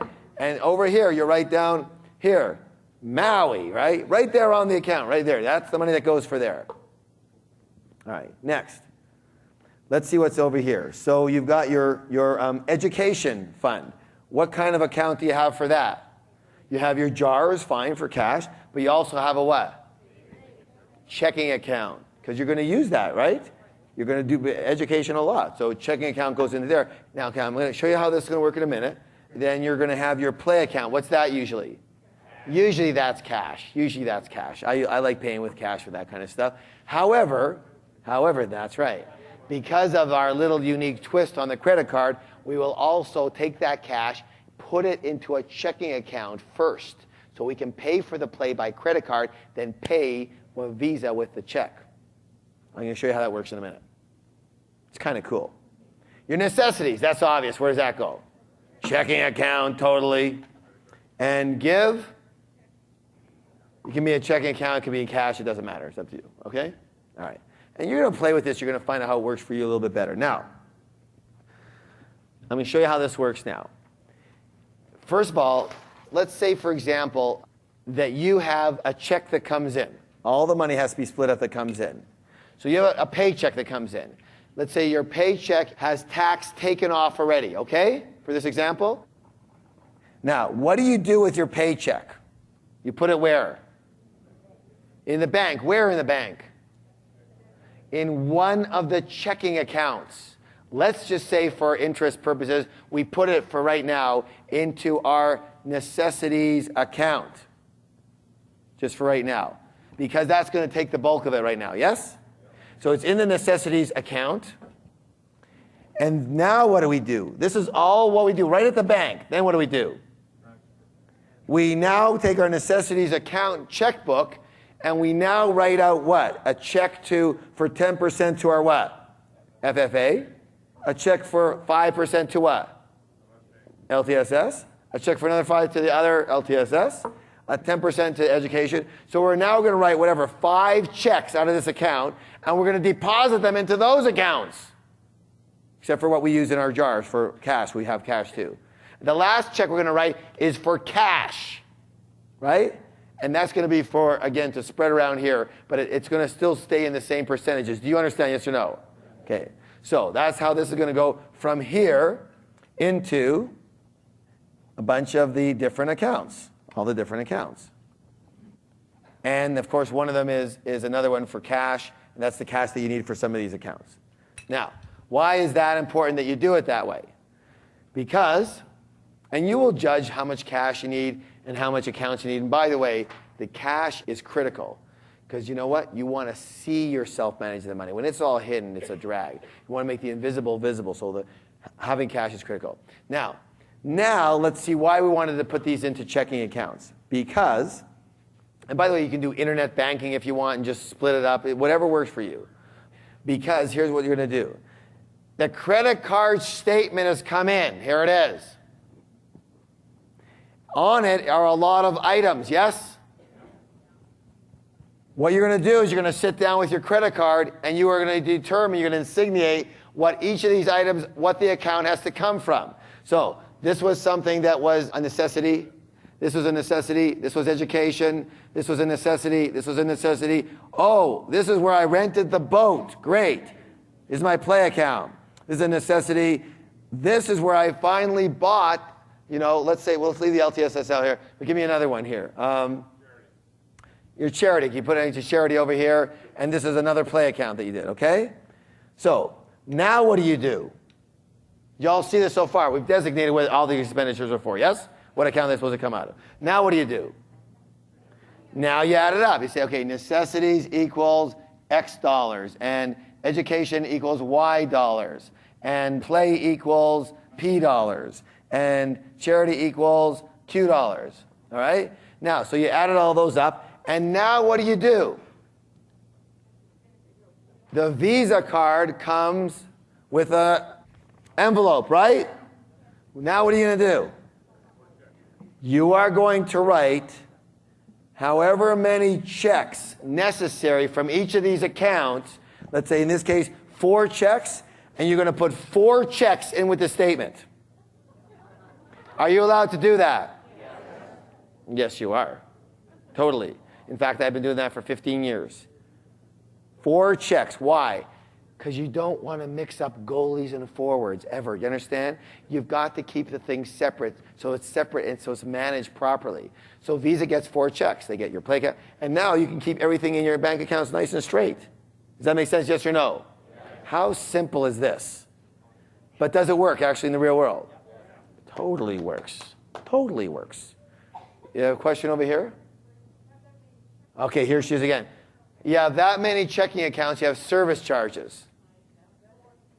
Right. So either get a new bank or don't worry about $4 to manage your life. How much does it cost you? You have 4 accounts, how many checks you got? If it's all on one Visa, right, you're only going to write 4 checks a month. That's going to cost you, what, $4? Let's not focus on the $4. Let's focus on winning the game. Does that make sense? Okay. You have to do that in order to win the game. Just the cost of winning the game. $4 is not a lot. So I understand what you're saying here. And if you have any money and you can put money into those accounts, I know I don't pay anything for my checking accounts. So in your bank, if you have any money, shh, what's that? That's right. Because I have another account, there's a lot of money, and I say, look, you have a choice. You charge me and I take all my money somewhere else, or I leave my money here and you don't charge me. No problem. You can have your $4, Mr. Eker, okay? So you can negotiate with them. That's a very good point, thank you. Because again, it's a mentality. Your mentality is to play forward here, is to win the game, got it? So you gotta be going for winning the game. And managing your money is the critical part of winning the game. How do we know? Because we know that's how most millionaires have it and hold it and keep it. By managing the game, that's how the game is won. Do not let the simplicity of this system with the jars and everything fool you. This is a miraculous system. I'm going to explain why in a little bit. I'm going to say this. It is a miraculous system. The minute you get on this, look me in the eye, everything will change for you. If you're rich, you'll be wealthy. If you're broke, you'll finally start to see the light and begin to become a money magnet. I'm going to talk about that a little bit. Do not let the simplicity of this fool you. That's why it works. Okay, now, I want a special point here. Raise your hand if you own a business. Very good. Now, raise your hand if you own a business on a full-time basis. All right, now listen closely. This is a special point for business owners. How many of you find it difficult to manage your personal finances because your personal finances are tied in with your business finances? That's usual. So your money management system is this. Take what you need when you need it. Right? That is a big mistake. Your business must be a separate entity. Must be a what? A separate entity. And the easiest way to do this is to write yourself a consistent paycheck twice a month. The amount depends on how much you bring in, but it must be consistent. Must be what? So here's the way most people do it. They've got, for example, their business, and the money goes to them, right? And then what happens is what? Yeah, then they generally what? Spend that money from the business, right? Now, here's what I want you to do instead. I want you to do this. Your business goes to, you write a paycheck. A what? A paycheck. Your paycheck then goes into your what? Accounts. Your accounts in jars. Understand? Your accounts in jars. Then what happens? And then, of course, what have you done? You have now managed your money. And the managed money. So the difference is you've got to get the key, the secret, the key to the financial universe is managing your money. What is it? I'm going to harp on this so big on you until it comes out of your frickin' ears. Understand? Because everyone thinks the key is making a lot of money, and it's not. I'm going to explain this to you. We were all taught bogus information. It's about managing your money. And if your business is just, take here and spend it, you're not managing it. Now, again, this is personal money here. You're managing your person. We are not at this level going to use the jars in the account for your business. However, once you do this for personally, you watch how elegantly, with just a few small shifts in the percentages, this works in your business. You watch what happens. But first, go personal. So, how much do you take as a paycheck out of your business? It doesn't matter. I don't care. Start with something. All I want you to do is manage your money. Get the jars, get the accounts, start with something. Okay? So here's what you're going to do. Let's say you don't make a ton of money. So you'll start with twice a month, you'll pay yourself $50. And then you'll put them into the accounts. Understand? In the same percentages. And by the way, isn't it true that sometimes your business pays for certain things, yes or no? So now you don't have to use as much out of your percentages. Same percentage, but you don't need as much.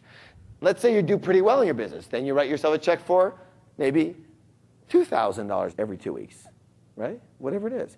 I'll let you know right now, when I started my fitness retail store, when I began right away doing this, even though I had no money for the first 6 months, we had no profits coming in, we had revenue coming in, I still paid myself, listen closely, $100 every 2 weeks. I was married and I had a child. We let the business pay for as much as possible, and we scrimped and saved, okay? $100 every 2 weeks. That's not a lot of money to live on, understand? I had a lot of lettuce. We got a deal on lettuce. 6 months later, I was paying myself $1,000 every 2 weeks. That's a lot better, right? 1 year later, $5,000 every 2 weeks. And I don't even want to tell you what it's like now.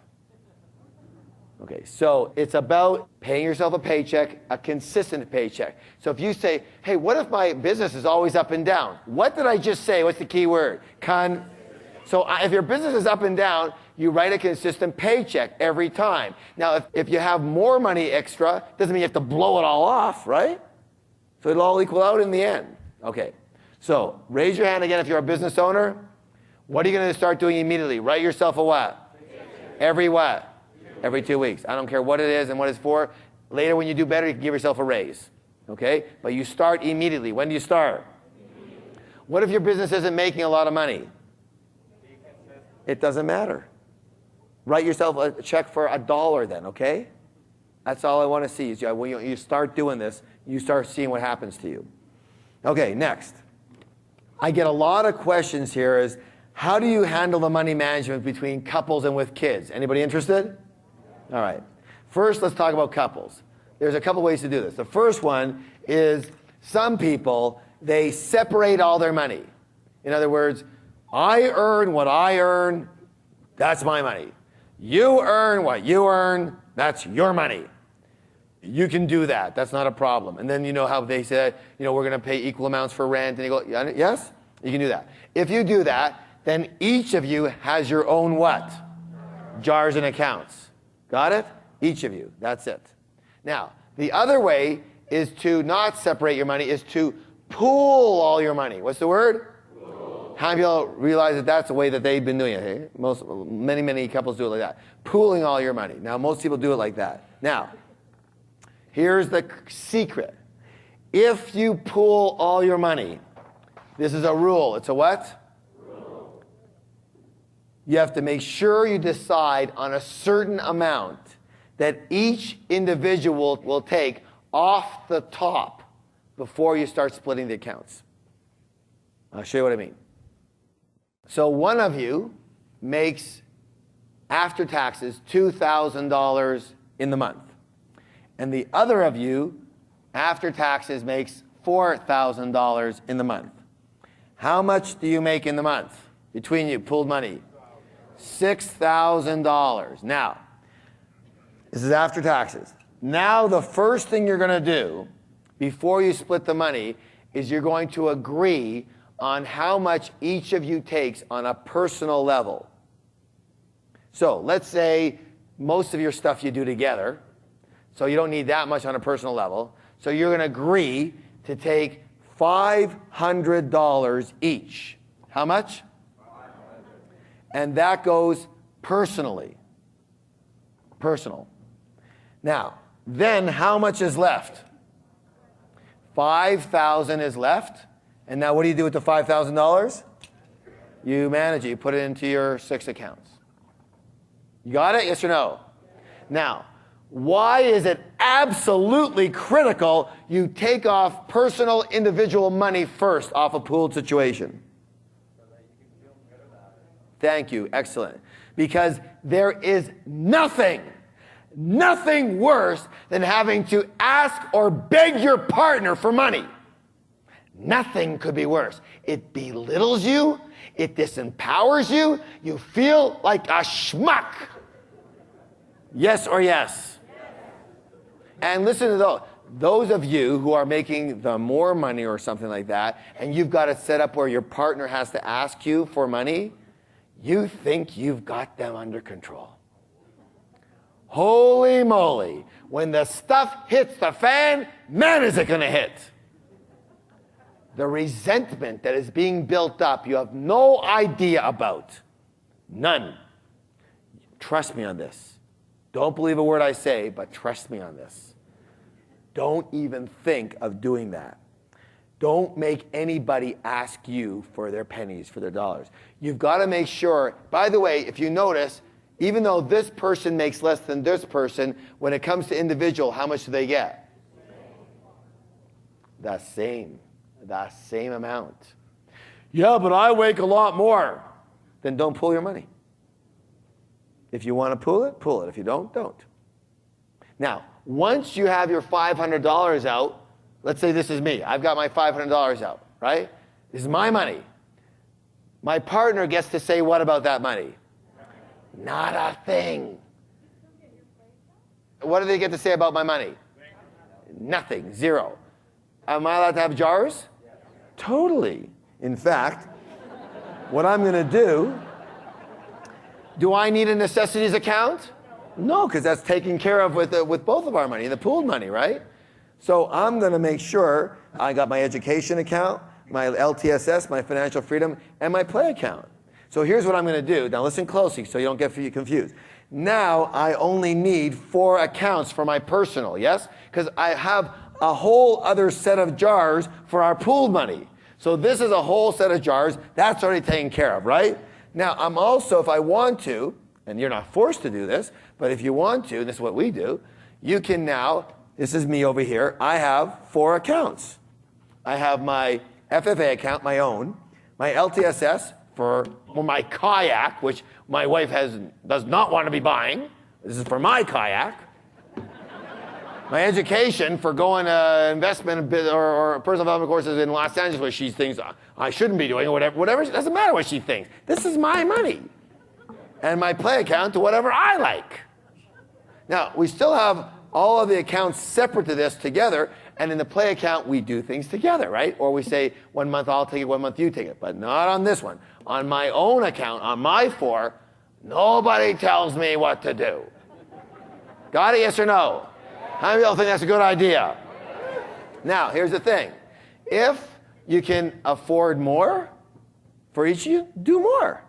Less, less. This can be $50 a month, $500 a month, $5,000 a month. And then the rest of it's pooled to make sure you have that all handled, all your 6 accounts. So in fact, in my house, I have 4 jars. My wife has 4 jars.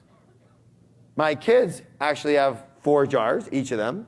And pooled between my wife and I, we have 6 jars, or accounts. You say, that's a lot of accounts. Oh yeah, so what?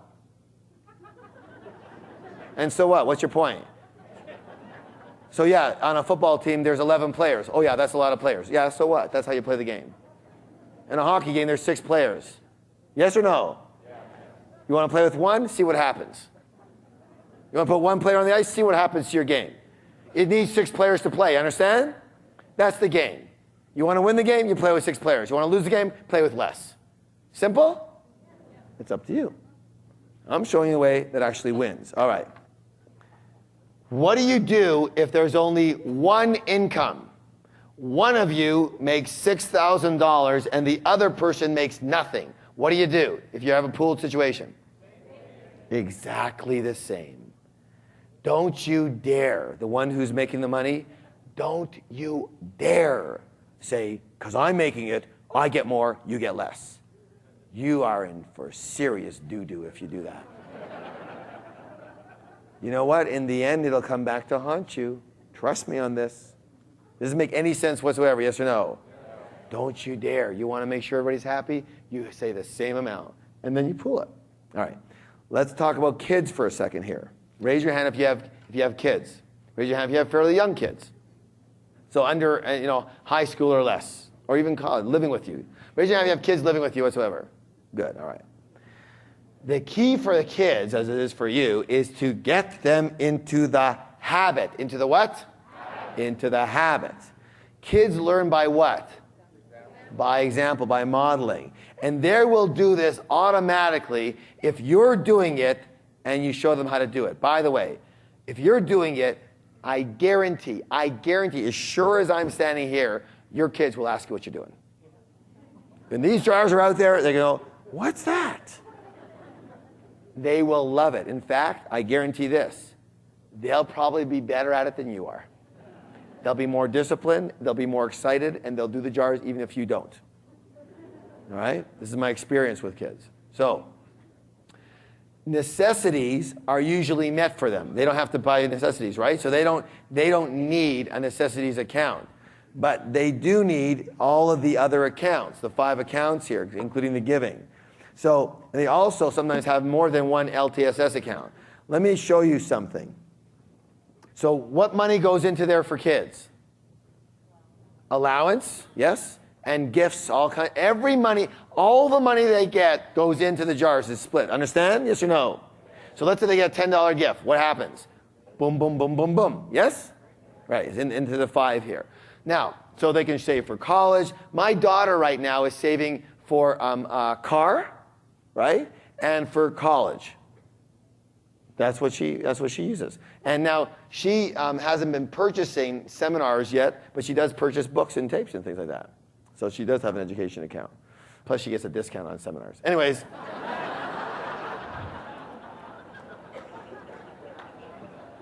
But not a big one. It's getting more. All right.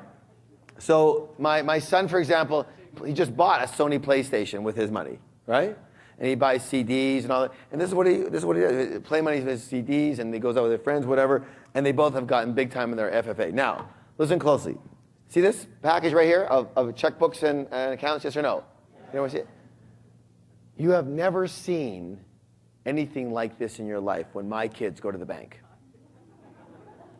When my kids go to the bank, the whole bank stops. I'm not kidding you. Customers, tellers, everyone. Bank manager, every month, he's out there shaking their hand, right? The whole bank stops to watch how they do their banking. They both walk in like this, and they lay it down over here. The tellers already know them. Jesse, you're only $80 away from your bike. You know, they can see, because they not only have what it's for, they have the amount they need to save on it. Right? So they know what it's for exactly. And the minute he gets that $80, he's been checking out that bike for 6 months. Right? And you think he's anxious? Totally. And he's watching himself build the money. Do you think he's willing to save that money? Yes or no? Totally. Right? So sure. So they walk in, they do all their banking just like this. You know what? When my wife takes the kids to the bank, you know how we have our tickets for our evening events? She takes a wad of tickets this big. Because everyone walks up, where did they learn how to do this? And of course she says, at a seminar. Here's tickets, right?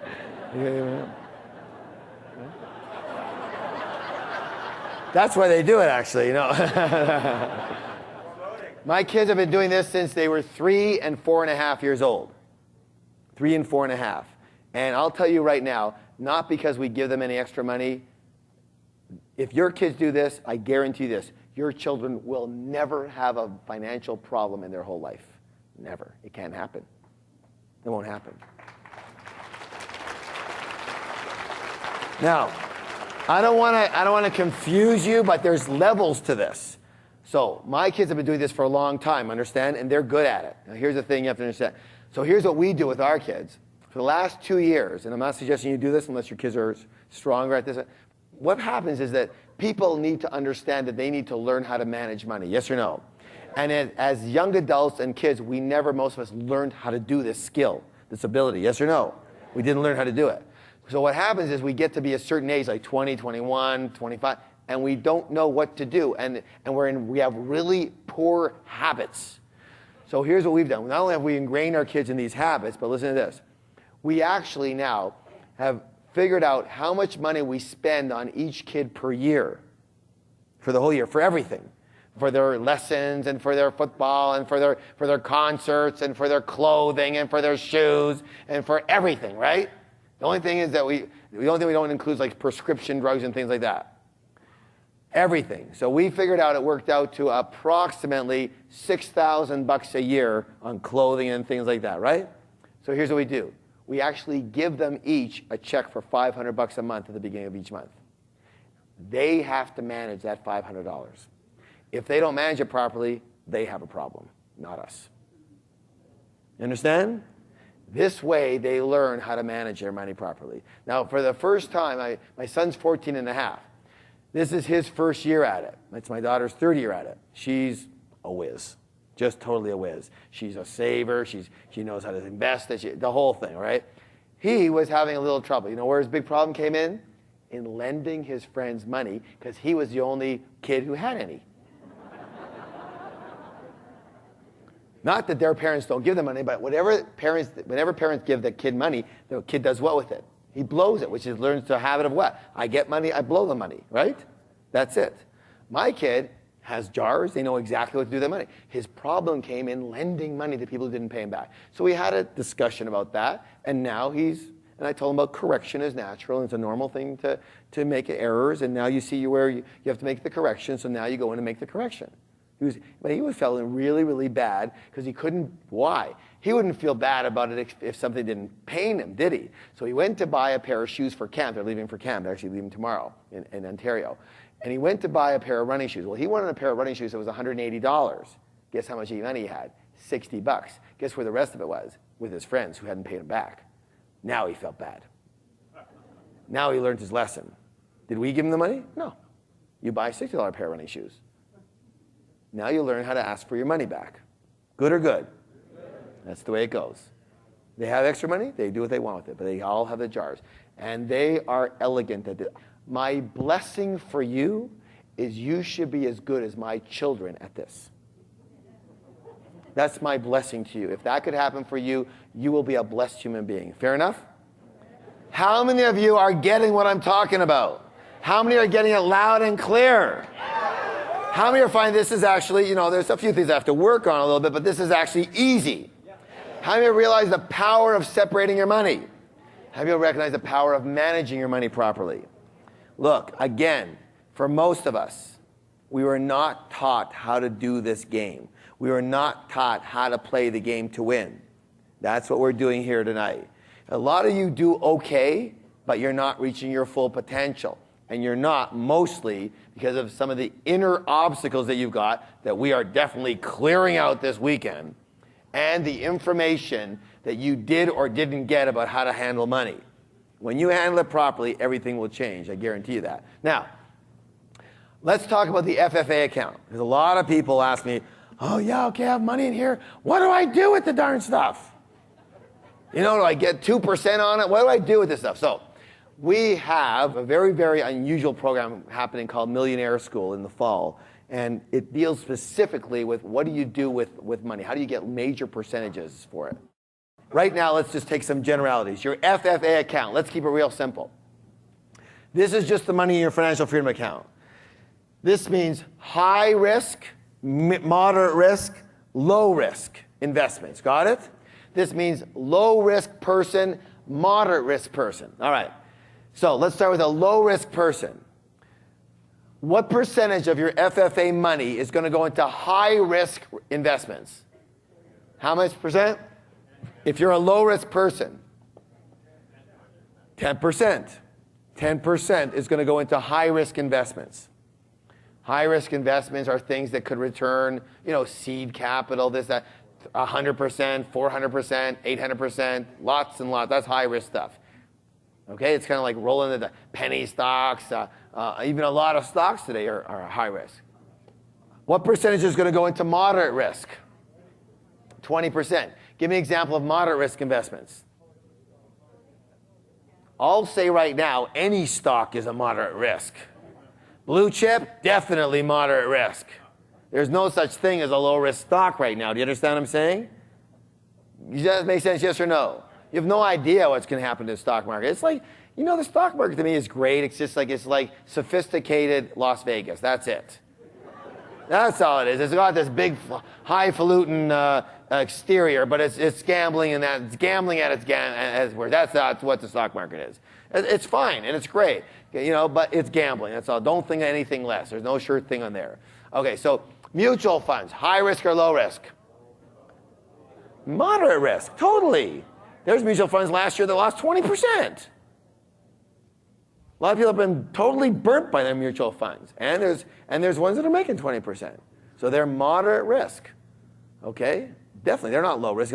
Give me an example of low risk. GICs, money market. Bonds, low risk?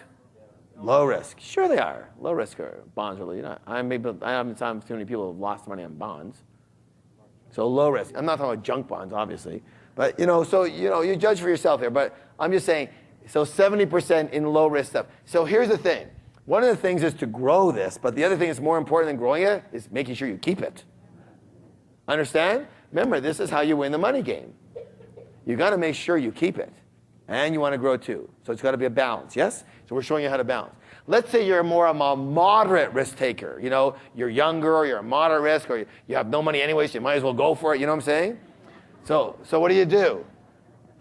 How much do you invest in high risk investments? What percent? 20%. In moderate risk investments, what percent? 30%. And in low risk investments, what percent? 50%. Good. Now, let's say you're a high risk person. What do? You're not a high risk person. We don't play with you. You don't play. There's no high risk. Understand? Not with this. If you've handled this and you want another jar, your LTSS, and you put gambling, no problem. Then you go for high risk stuff, other than what we've got here. Understand? Let's say you want to put a bunch of money into seed capital for something that might go onto the stock market in 2 years. And you've already covered, either one of these two percentages with your money. You have no money for that. What do? Save up for it and put it in there. You can't use this for it anymore if you've already taken those percentages. Understand, yes or no? There's no big gambling done with this. Like if you have 10,000 in here and you are a moderate risk person, you're allowed to put 2,000 into that thing, sure. But if you're 2,000 already taken, you can't put that in there. Understand? Got it? Look, I don't want anybody crying to me 20 years from now go, it was a sure thing. I lost it all. No, that's not going to happen. Okay. In general, while your FFA is growing, while it's being built, your goose is being built, how much money can you draw out of here? None. Okay, what if it's already sending money out? Like, let's say it's in a second mortgage and you get monthly payments of $500 a month of pure interest. Can you spend that? No. Put it back inside until you're financially free. That's how you win the money game faster. So all your money that you made from it, put it back in and let it grow bigger. Look, the goal is to have a big fat goose and lots of little geese feeding it. Okay? So big fat goose, you want to reinvest that money. When you're financially free, then you're allowed to eat the eggs, the interest. Then you're allowed to spend that. Okay, that's what you're going to live on. Got it? Or the equity offshoot of that. Okay. Are you guys with me so far? Yes? Okay, good. This understanding is critical. I'm gonna hone it into you so that you're never going to feel the same way about money. Here's a secret. Anyone, what's the word? Anyone can win the money game. Anyone, what's the word? Anyone can be financially free. The key is what? How you manage your money. The 5 elements in the financial freedom formula, remember those 5 wheels on the bus? They are interdependent. They work together. Most people in our society have what I call a job mentality, which means they focus on one wheel 90% of their energy, effort, and time. What's the wheel they focus on? Working income, yes? Their whole life revolves around working income. That one wheel. Now, what I want to suggest to you is that what you earn, your earnings, are not the whole story whatsoever. Get this. Please get this in your soul, in every cell of your body. A person with a very huge income but falters on the money management side will never win the game. They will never be free. But a person with a smaller income, but they're good on the money management side, is virtually assured to win the game. Because it's not about the working income. It's about the 5 wheels on the bus. You can have a massive income, but if you don't have the other 4 wheels going, you ain't going nowhere.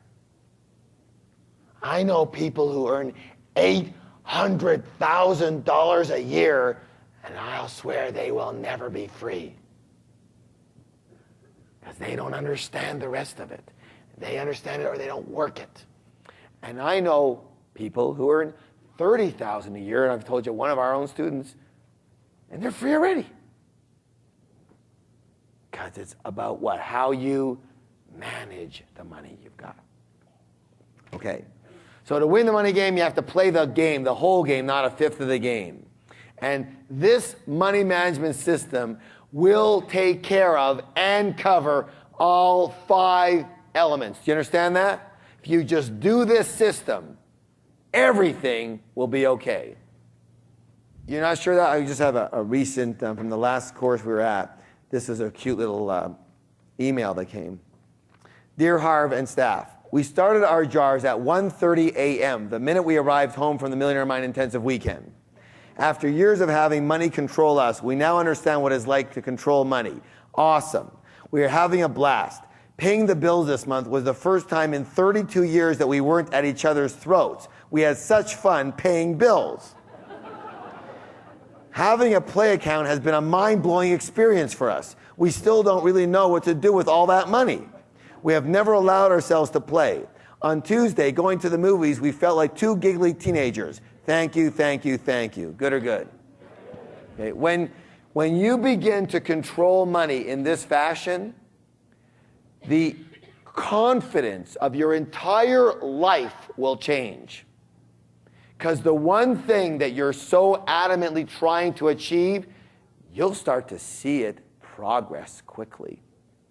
And again, it's not, what's my greater income? Did I get a raise?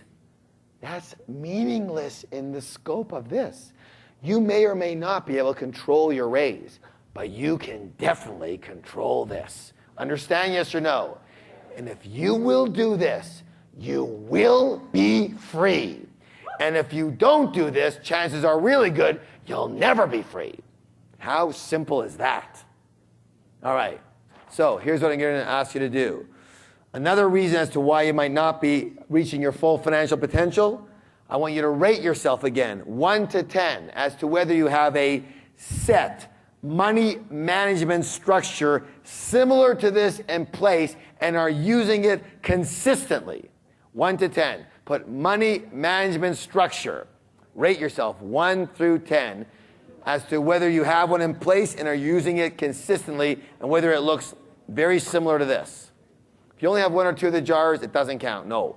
You give yourself a 2. Go ahead, write the words money management system down and rate yourself 1 to 10. You got to be writing it. You have to make the invisible visible. Let me see you write that right now, please. How many of you have some improvements to make here? Yes? Good. Some people laugh and say, I don't have any money to manage. Ha ha ha ha. Listen, here's the rule. It says this. It's not when I have plenty of money, I'll begin to manage it. It's when I begin to manage it, I'll have plenty of money. Saying that I'll start managing my money as soon as I get caught up is like an overweight person saying, I'll start exercising and dieting as soon as I lose 20 pounds. So I mentioned this in some of your evening previews, but this is one of the most critical stories you can ever learn and remember in your whole life. Listen closely. Imagine right now that you are walking down the street with a 3-year-old child. How old? 3. And you come across an ice cream store and the kid wants an ice cream, so you walk inside with the ice cream store, and they don't have cups, they only have cones, and they have the hard ice cream.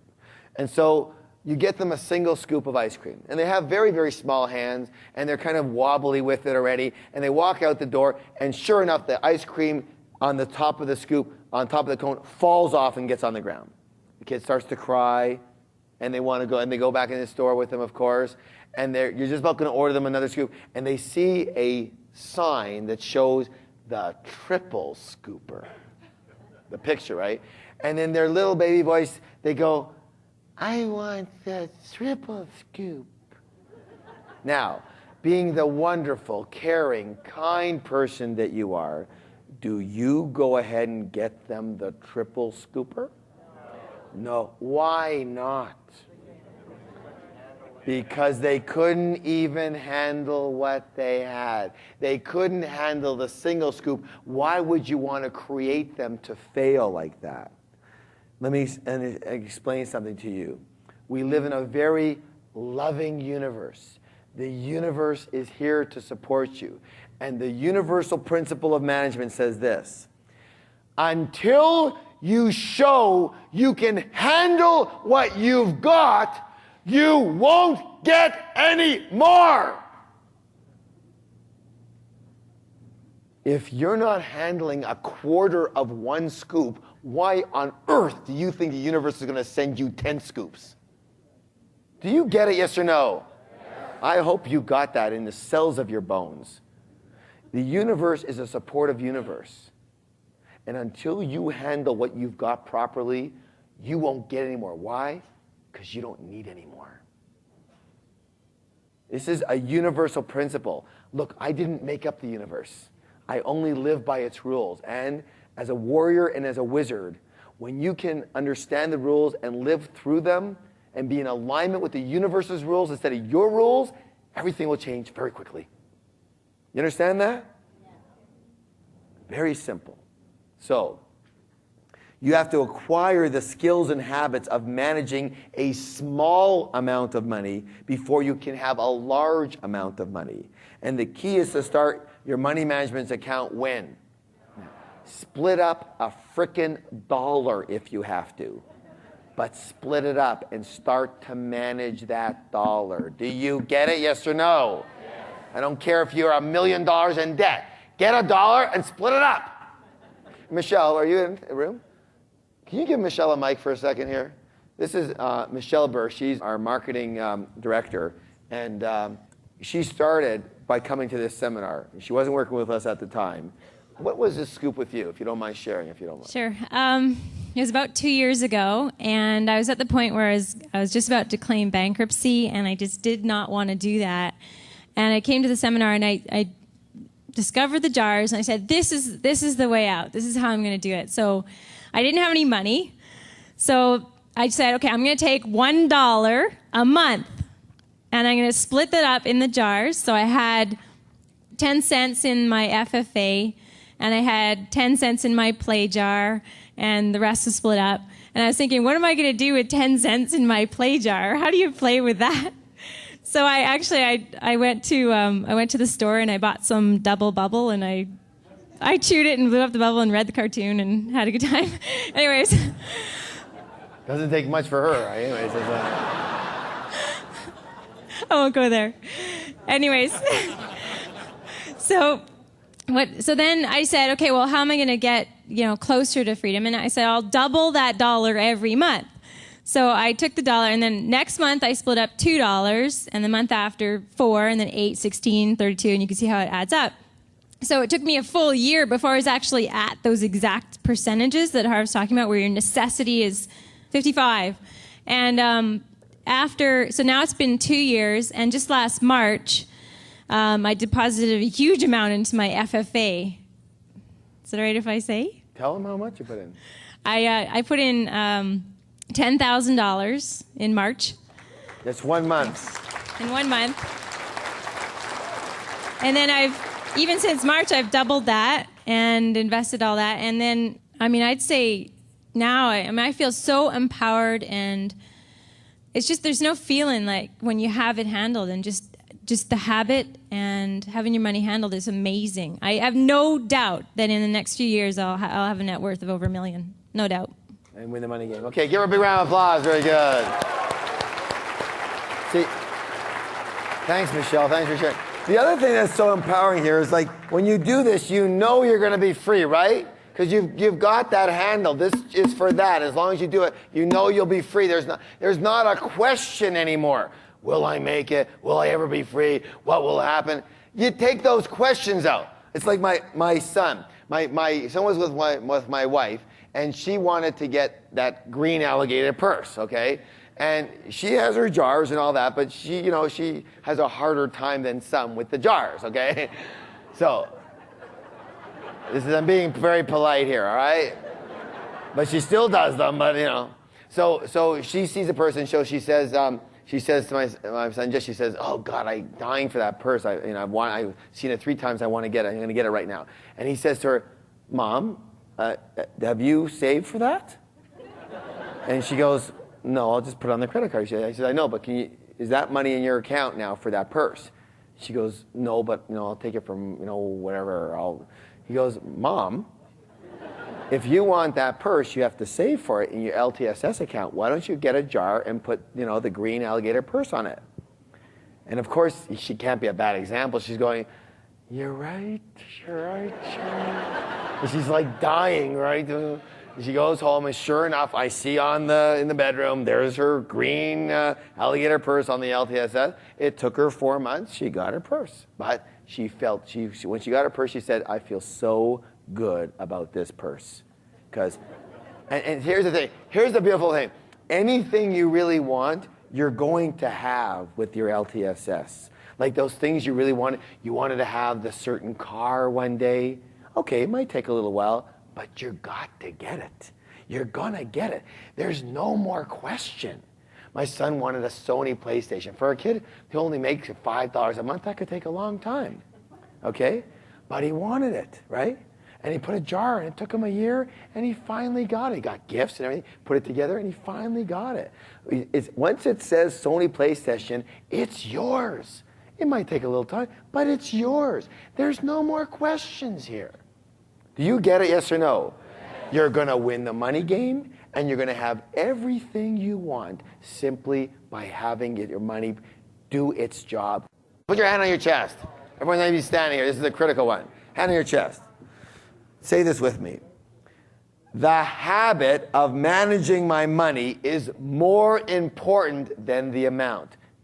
The habit of managing my money is more important than the amount. Again, please. The habit of managing my money is more important than the amount. One more time, twice as loud. The habit of managing my money is more important than the amount. Now again, you have a millionaire mind.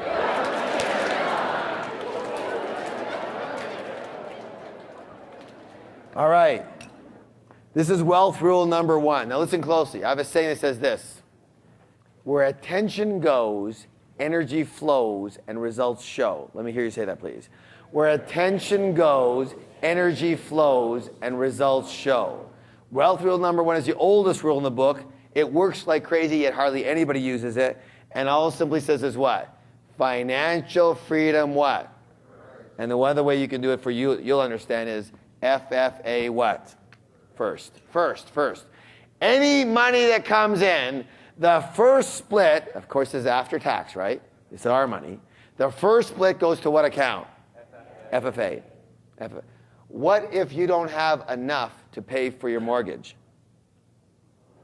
Well, I guess the mortgager is going to have to wait, won't he? What if you don't have enough to eat? I guess you're going to get skinny this month. What if you don't have enough to pay for your car? Call up the finance company, say, I'll pay you on the 14th when I get paid again. Why? Because what's got to go first? Winning the money game comes first. Not second, not third, first. Got it? Yes or no? That's the only way you can be assured of winning the game. Yes? Because all the rest of the stuff is very interesting, but it's not winning the game. This is winning the game. Right? Scoring goals goes first. Financial freedom account first. FFA first. Where attention goes, energy flows, and results show. So each time you are paid, each time you get any amount of money, the first check goes to pay your what? Your FFA account before anything else. Most people don't do it that way. Most people use a strategy called the leftover strategy. They buy everything that they need, and then they save what's left over. Got it? What is the problem with that little strategy? Yeah, there's never anything left over. So you end up never winning the game. Now, so that's why one of the best ways to do this, to be sure that you pay yourself first, is what I'm going to call a forced savings or investment plan. What does that mean? Who can tell me? It comes off automatically and goes directly into your certain account, your FFA account. So if you are fortunate enough to have that going for you right now, that is the best. It's great. Because why? Because you don't want to be involved in this game as much as possible. You want to be systemized, not thinking about it. I'm going to harp on you on that this whole weekend too.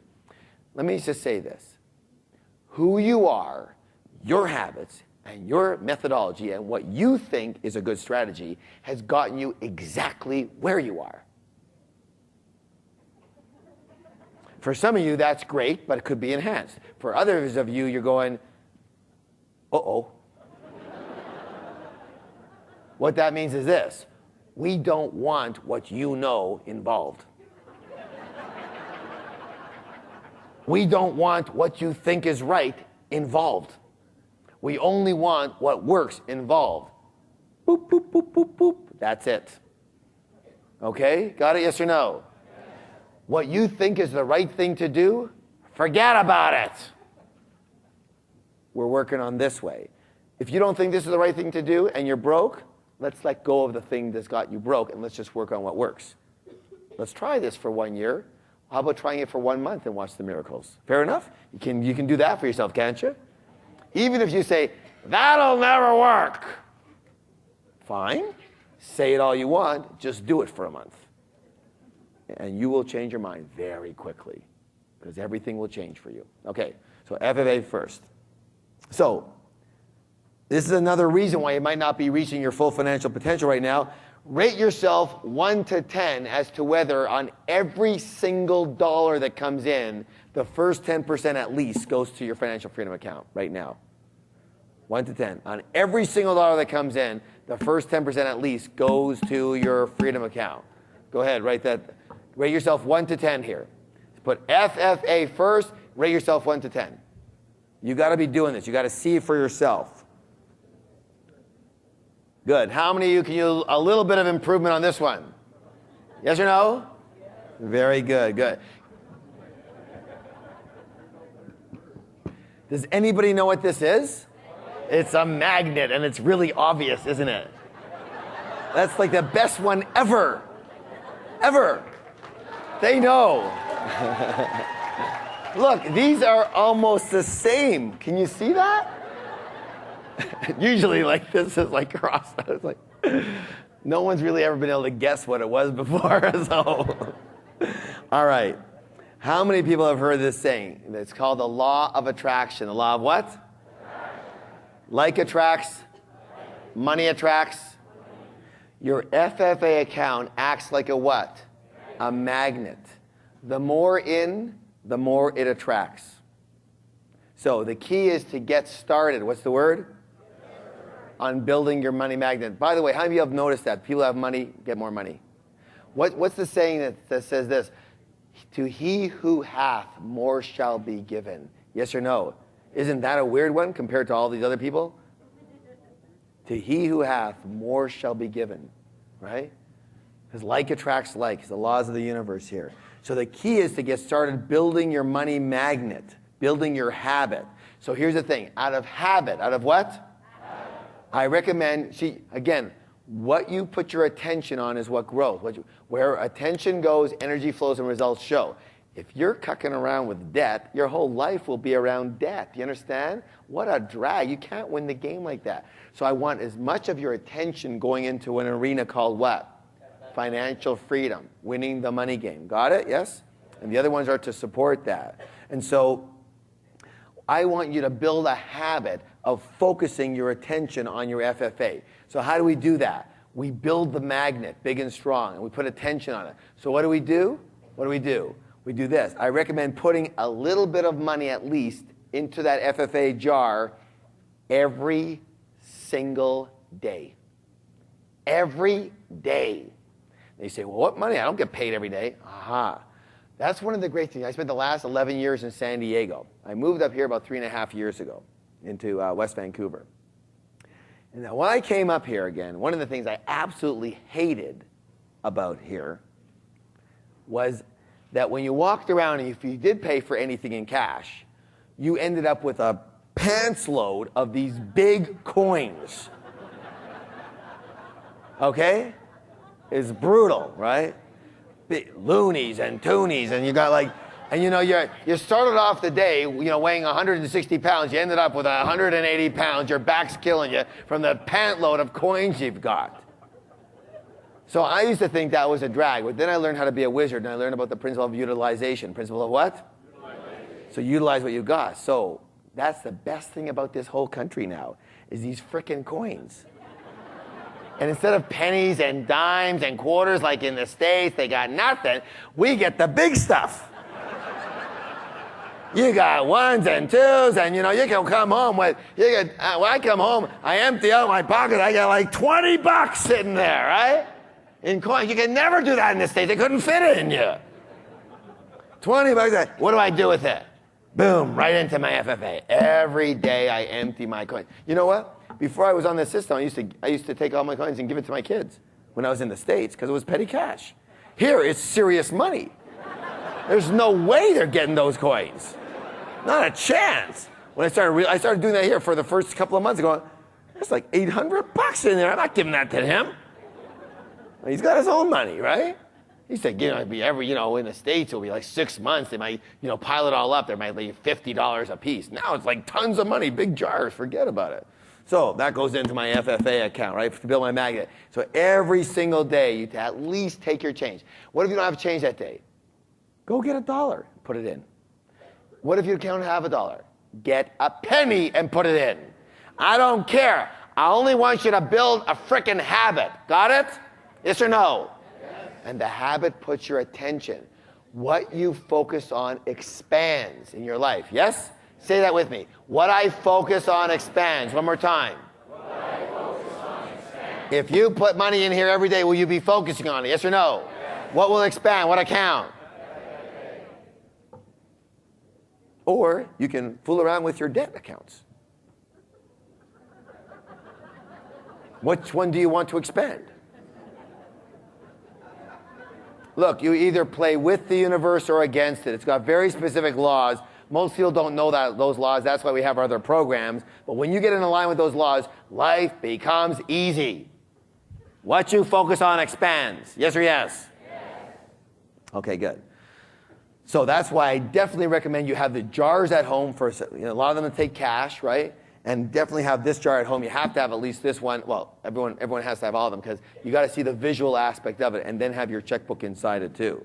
So, and then at the end of the month, you take a good portion of this money and you take it to the bank, right?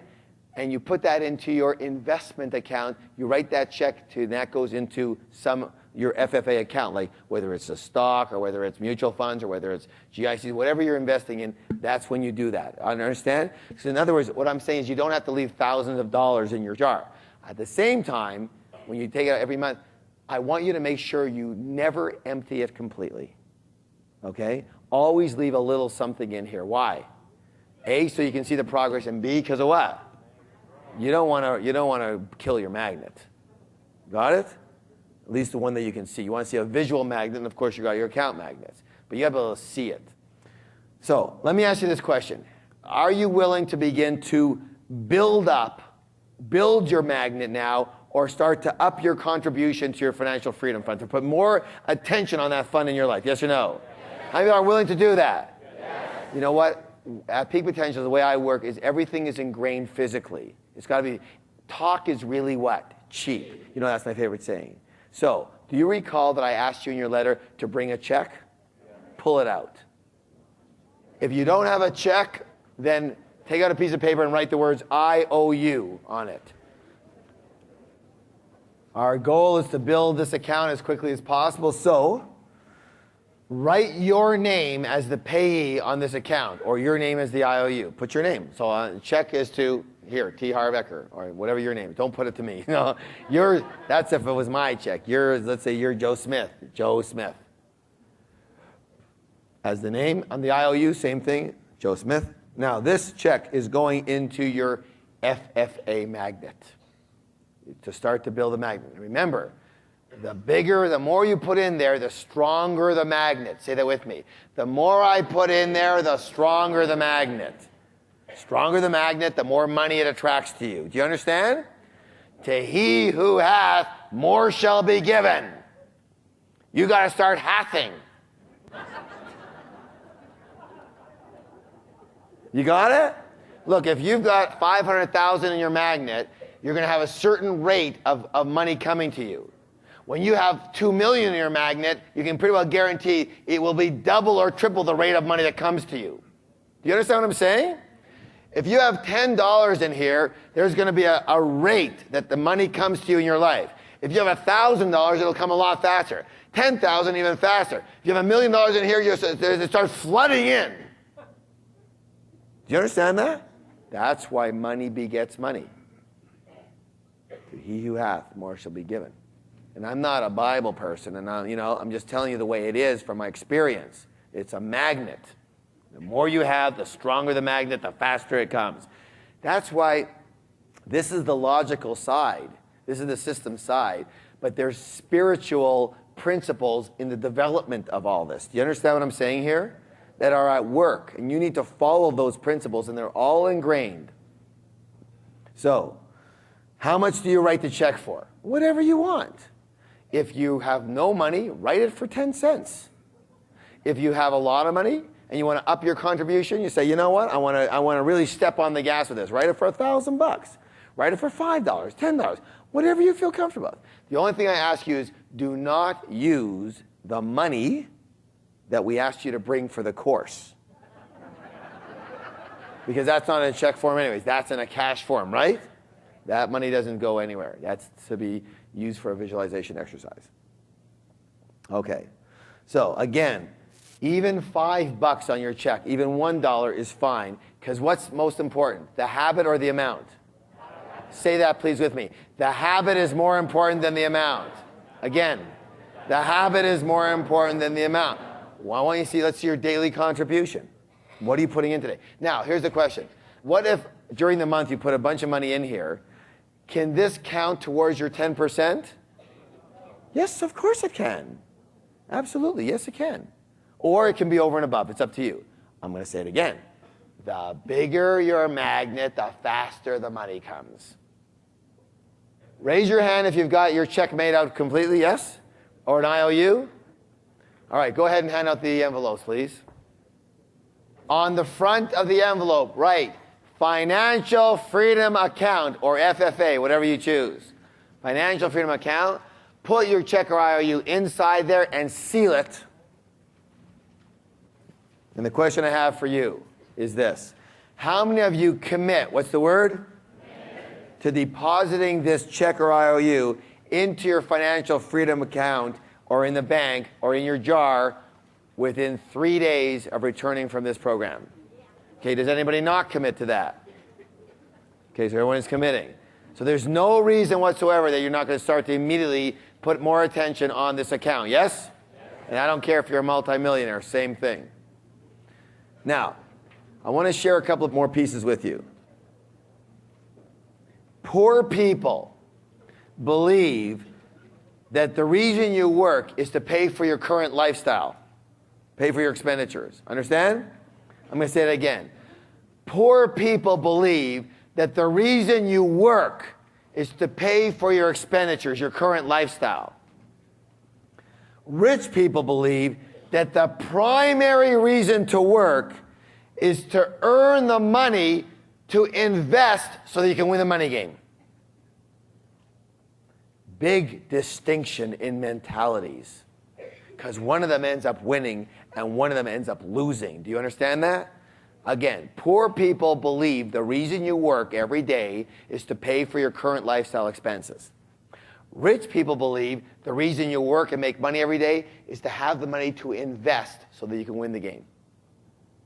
Big difference.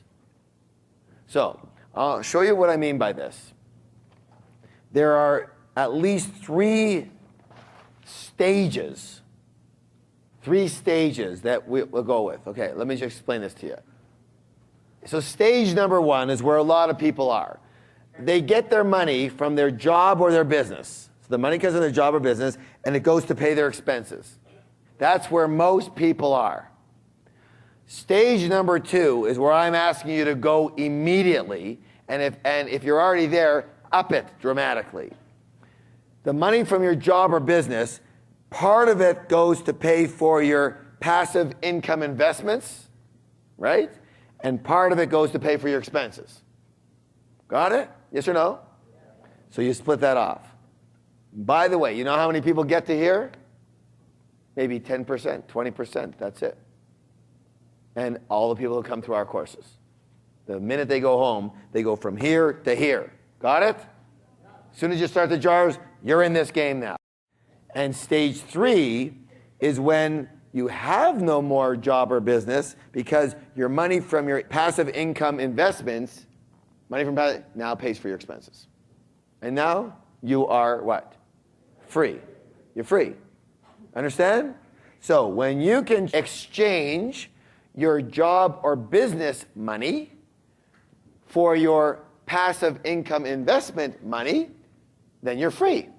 See, when you can go from your job or business paying for your expenses to your passive income paying for your expenses, then you're what? Free. And how on earth can you change it if you don't build it? Got it? If you play this game forever, you'll be in this game forever, which means if you have expenses, you have to work. Got it? So the only way you can have your passive income investments pay for your expenses in stage three is to build them at some point in time. That's what you're doing starting right this second. And for those of you who are already there, you're building it up even faster now. By the way, I should say this. There's some people who are really good at this, and they don't even wait till they're financially free to have their investments pay for their lifestyle. So here's what I'm going to say this. There's a magic rule that if you can do this, this is great. But it says simply this. It says this. The ideal situation is that instead of buying an expense, you might want to write this down. Instead of buying an expense, let's say you have a major expense. Instead of buying an expense, buy an asset that will pay for that expense. Or instead of asset, you can say buy a passive income stream that will pay for that expense. I'll give you an example. A friend of mine, his wife wanted a brand new Mercedes. It was a $100,000 Mercedes, okay? Now, instead of buying the Mercedes, what they did, because they're wealthy and smart, is they bought a storage complex, okay, that ended up with $2,000 a month in positive cash flow. They used the money from the $2,000 in positive cash flow to pay for the Mercedes payments of $1,200 a month.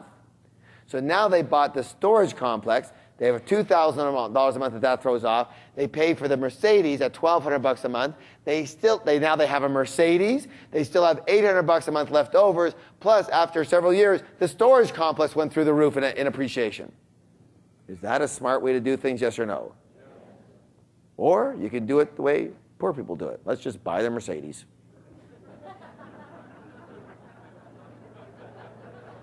We'll drive a nice car. We are frickin' broke, but we have a nice car, okay? That's good. Do you understand what I'm saying? Buy assets, create passive income structures that pay for the big expenses that you got. All right, now, let's go on with this. Remember, clarity equals what? Power. You have to be crystal clear on what it takes for you to win the money game. The goal is simple, to have your passive income exceed your expenses. And again, the amount is different from everybody, but you have to know clearly what it is for you. So, here's what we're going to do. Remember that initial number that you wrote down as to how much money you need per year? Yes or no? In passive income? In passive income, for you to live the lifestyle you want, I want you to re-look at that number now that you're more ingrained in our philosophy with simplification, with understanding. And hold on. I want you to come up with what I'm going to call your first level of financial freedom. First level. What that means is this. Okay, take Harv. So Harv would prefer to have $1 million a year in passive income for me to be financially free. That's my preference. But the truth is, if I really look at it and go, is that level one? I say, well, no, I don't really need that kind of money, to be financially free. Like, what would it really take for me to just, I don't have to live in the lap of luxury, but just to have the choice that I know in my life, I never actually have to work again, okay? What would it take? How much would that take, Harv? Okay, according to my experience, it might take, really, I could probably live pretty good, at least to a point where I don't ever feel like I have to work again. $150,000 a year, I could live okay, level one. I can handle that. Understand? Right. A reasonable amount, at least for some of you anyways. So, $150,000 a year. So now my number that would then be, I need I don't say $1 million a year, I say $150,000 a year, because that's level one. Once I've reached level one, am I allowed to go to level two?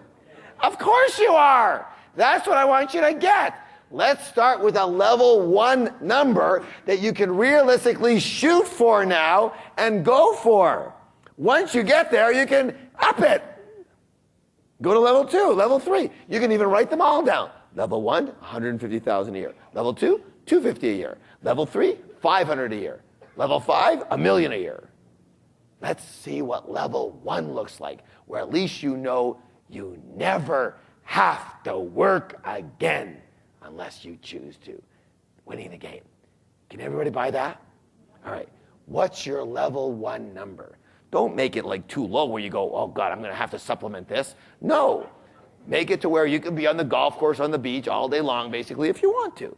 You don't have to live, buy yachts and boats or anything. Just do what you want to do, basically. All right? So I want you to come up with that number right now. Revise this. You can put level 1. Financial freedom number 1. FF level 1. Always include the taxes and inflation. So it's always 50% more. Right? So level 1. What's your level 1 number? FF level 1. Per year, okay? All right. By the way, how many people have made a bit of a revision from their first number? Very good, very good. How many of you feel more comfortable now that you can actually win this game now? Right? How many of you are excited right now that this is an amount that's feasible for you? You know what it takes for you to win the game now, right? And you know what it takes for first stage. In other words, you can live with this. This feels good for you, yes? Yes. Clarity is what? Power. It's what? Power. Do you feel the power, yes or no? Yes. So you have a number in your mind now, and you know what it's going to take, this much in passive income. Now you can shoot for something. Now you can play the game. Now you got a hoop. Before you were dribbling around, I mean, where do I shoot? Nothing. You just drill. All you do is get sweaty and tired. You can't score any points. All right. How are you going to be absolutely certain that you create this? All right, here's a big question for you. What are you going to do financially once you're free? What are you going to do on a financial level once you're free? Sleep in. Sleep in is good, but it's not financial. That's right. Once you're financially free, remember the law of maintenance, you still have to do something. You still have to do what? Manage and invest your money. Yes or yes? Does that take any time? Yes or no? Of course it does. Does it take a long time? Not usually. Most people who are financially free, they spend some time managing and investing their money. Yes? Okay. In fact, once you have quite a bit of money, it's a daily thing. So generally, you have to spend about 20, 30 minutes a day for sure handling your money. Calling this broker, going that, moving this, changing that, checking that. Yes? Checking it out. That's generally the case. Now, so what's going to happen is managing and investing your money in the future when you're free is going to be your part-time business. It's going to be your only business. Yes or yes? So the secret is to get into that business now. One of the things I always teach my participants is whatever you want later, start doing it now. If you want to be courageous later, be courageous when? Now. Because we are creatures of what? If you want to be turn into a kind person, when do you have to start being kind? Now. If you want to be rich, when do you have to start acting rich? Now. So do what rich people do. So the secret is to consider yourself from now on in a new part-time business, the business of managing and investing your money, as well as creating and participating in passive income streams. Now listen to this. This business is the most lucrative business in the world. How do you know? Because only rich people are in it. Poor people are not in this business. Understand? That's why it's the most lucrative business in the world. So, I'm going to ask you to commit. What's the word? To 20 to 30 minutes per day for your new part-time business. And if you're willing to do that, you will be free for the rest of your life. So, what do you do in your 20 to 30 minutes? Number one, you can learn about investments and learn about passive income streams and passive income structures. You can actually invest. In other words, it takes time to call the broker. It takes time to hit the computer. It takes time to speak to the money management fund. You know what I'm saying? It does take a little time. You understand? It takes time. And you can actually create passive income streams. Maybe you wanted to write the book for royalty purposes, but you're too busy and you're too busy working. Not this 30 minutes. This 30 minutes is for your financial freedom. So if you want to create that royalty, you take 30 minutes every day and you write that book. And within a year or two, the book will be done. Hopefully it'll be a bestseller, and you start collecting a royalty for it. Or it's on your licensing your idea, or systemizing your business, or whatever it is. You take 30 minutes a day for that. Now, this is not an extra 30 minutes for you to work. This is an extra 30 minutes so that you never have to work again. So I don't want you taking this 30 minutes and going, oh God, I'm so busy, I'll throw in this extra 30 minutes into work. Now you understand this? Here's the deal. The 10 hours a day or 8 hours a day that you do your normal working income, you know what that's going to do? That's going to make you a slave. But the 30 minutes a day that you put into this will set you free. Isn't it strange that you spend 10 hours with doing what's going to make you a slave and 30 minutes with being free, and most people aren't even willing to put the 30 minutes in? Do you understand? It's strange, isn't it? Now, if I were you, I'd change it around. And the only reason you need the 10 hours is to make sure you're doing something decent with the 30 minutes. Is to make sure you have some money to use the 30 minutes properly. So your whole new working life and business revolves around the 30 minutes of your part-time business. And you work 10 hours a day in order to have some money so you can use the 30 minutes properly. Do you get it? Yes or no? Because that's where your freedom is. It's not, your freedom is not in the 10 hours. It's in the 30 minutes. Does that make any sense? Okay, get back with your partner again. Get back with your partner. Look him in the eye. I, state your name, hereby proclaim myself to be in a new part-time business. The business of managing and investing my money and creating passive income streams. B, say, congratulations, you have a millionaire mind. We have a handout for you. Again, I believe very strongly in declarations to where you really start to live these principles, okay? So, these would be incredible principles for you to understand. And if you understand these and live by these, your whole life will change. So, please stand up. This is called Attitudes of Wealth, Winning the Money Game. Now, put your hand on your chest. And I want you to say these like you mean them and ingrain them in every cell of your body. Are you ready to play? Yes? Yes. Oh, man. Are you ready to play? Yes? Yes. We're going to say them together. Let's go. I am an excellent money manager. I always pay myself first. I put money into my financial freedom fund every day. My money works hard for me and makes me more and more money. I earn enough passive income to pay for my desired lifestyle. I am financially free. I work because I choose to, not because I have to. My part-time business is managing and investing my money and creating streams of passive income. Give someone a high five and say, you have a millionaire mind. How many of you had a good time tonight? How many of you got your head twisted around? How many of you know how to win the frickin' game now? How many of you know there's a system to winning the game? All right, good. So, now people ask us all the time, where do you buy the jars? No, I'm not kidding you. For years and years and years, we would go around to cities and wherever we were, we say, there's ones in Walmart, but they don't have enough, and this and that. So here's what we ended up doing. So what we found is that the people who start the jars immediately, start the system immediately, everything changes for them immediately. The people who don't buy the jars, what do you think happens for them? Not a heck of a lot. Go back to their old habits, it's over. I urge you, start the jars when? Now. When you take them home tonight, you immediately put money into which one?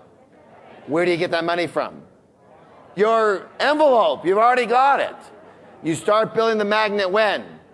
Immediately. Immediately. And just watch the miracles that occur. I'm telling you this. I hope you understand. I'm coming from my heart here. I don't know why it works. I mean, I have an idea, but I know that it works. I know that if you start to do this money management system, that all kinds of miracles will begin to occur in your life that you had no way of knowing, why am I starting to get lucky? Do you understand what I'm saying? Like, how many of you would like to be a lucky person? How many like to be very lucky when it comes to money? All right. Let the universe support you. The universe, I promise you, when you start doing your end, it will start doing its end. Do you understand that? You have to support yourself. You've got to start the jars. You've got to start immediately. And then the universe watches you, like Michelle, split up $1 a month.